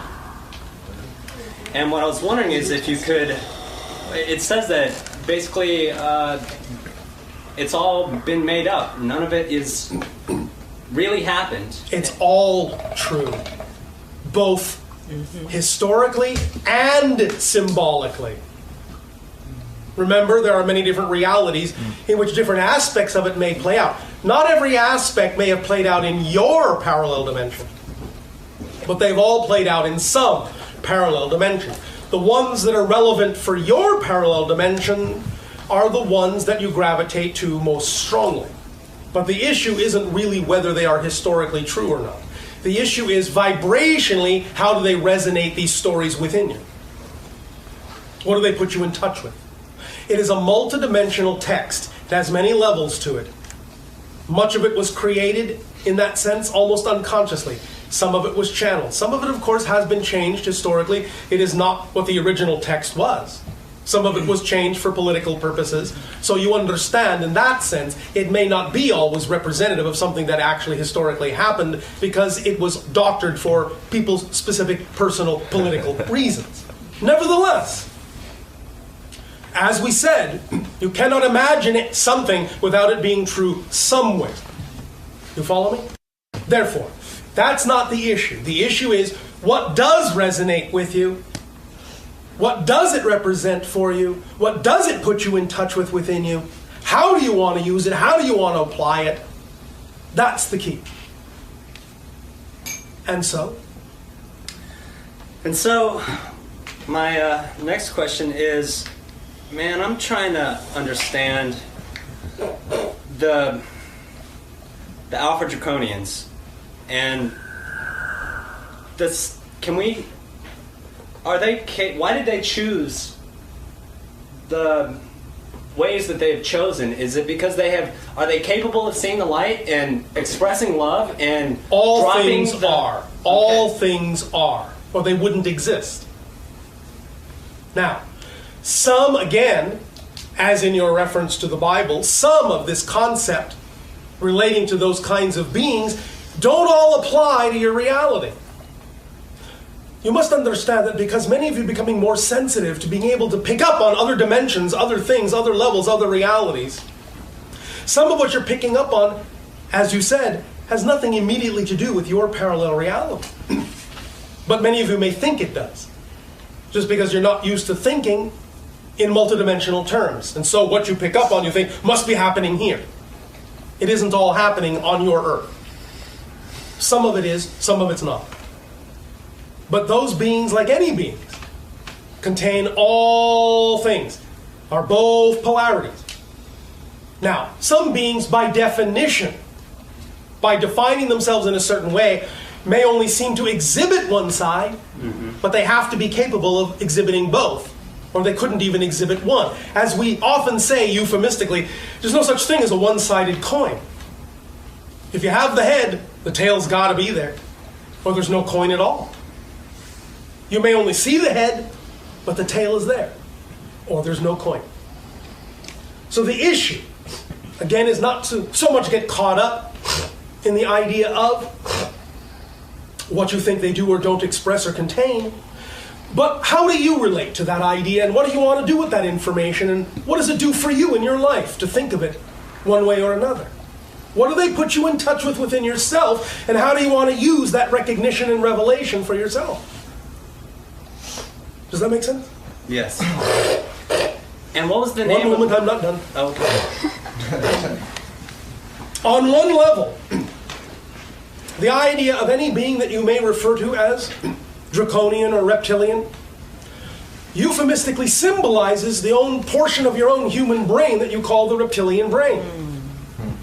Vibrationally, it's the idea of fight or flight. Primitive, reactive, fear responses. Self-preservation responses. It is that vibration that they may generally represent, and why so many of you actually find yourselves in fear of that idea. Does that make sense? Yes. Because they're putting you in touch with that portion of your own consciousness that is still in touch with that portion of your brain. Do you want to rise above it? Do you want to transform it for yourself? You can. It's up to you. You can turn the idea of what might, for some of you, be the so-called negative, draconian, reptilian, fear agenda idea into the idea of the powerfully wise dragon that spans the ages and delivers knowledge. It's up to you. Does that make sense? Yes. And could you tell me again the name of the cleanse that you recommend? We have, at this point, recognized that there are a few detoxification cleanses that have already been created by various people on your planet that are extremely effective. And so for that reason, we will often recommend them because it saves you some time and energy in putting it together yourself. One of the ones that is extremely efficacious is the cleanse produced by the organization on your planet called American Botanical Pharmacy, which exists in the area on your planet called Marina Del Rey.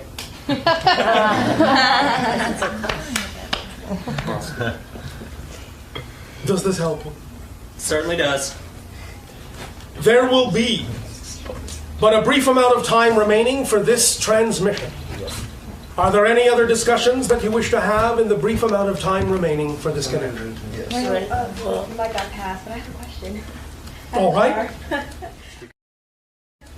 I was curious about where you come from. Are you from a physical planet? Yes. You are? Okay. Our ancient language calls it Ethethani, which means place of living light.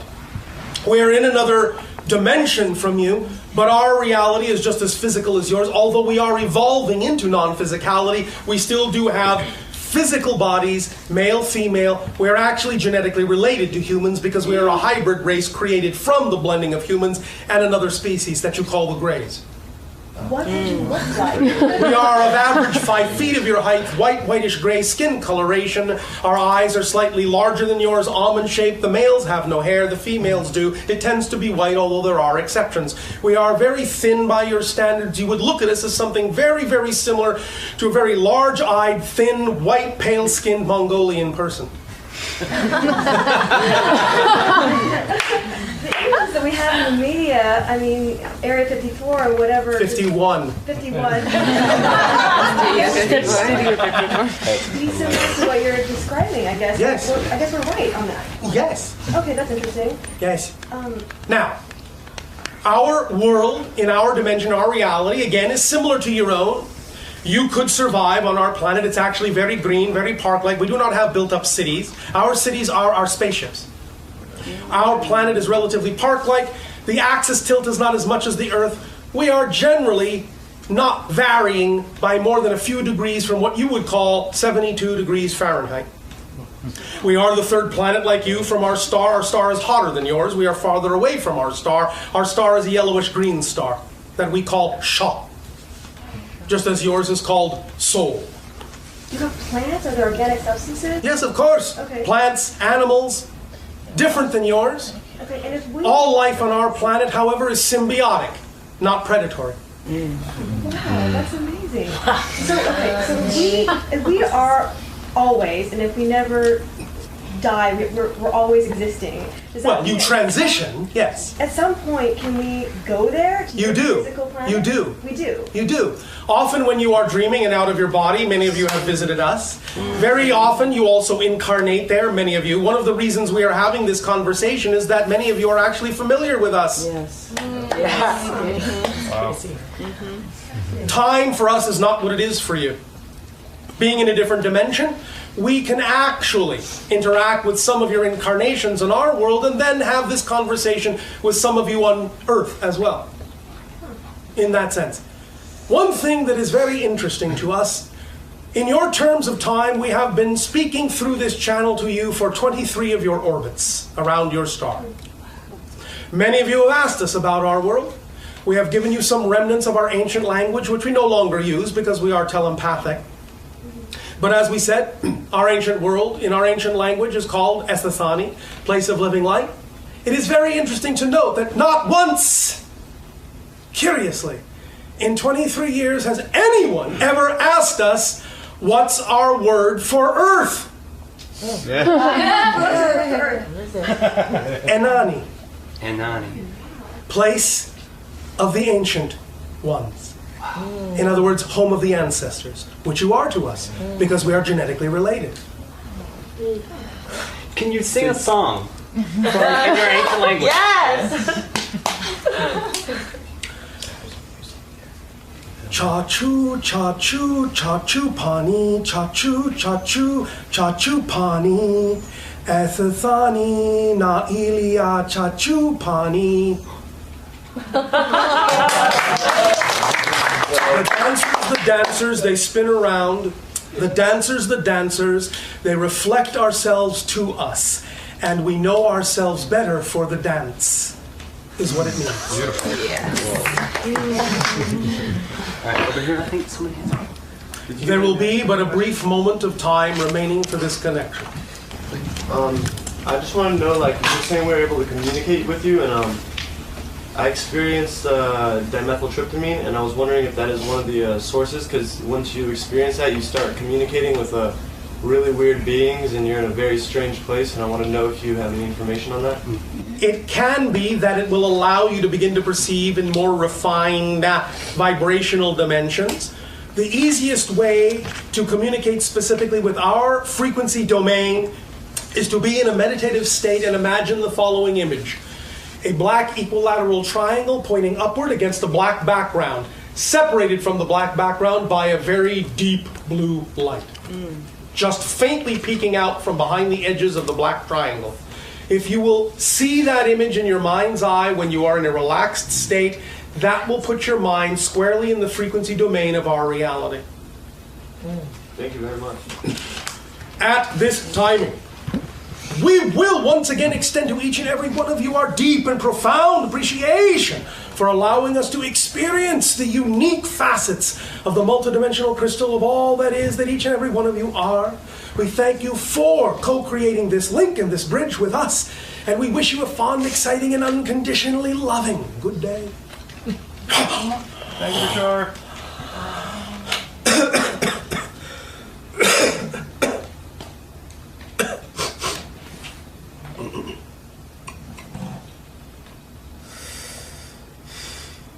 How'd it go? Great.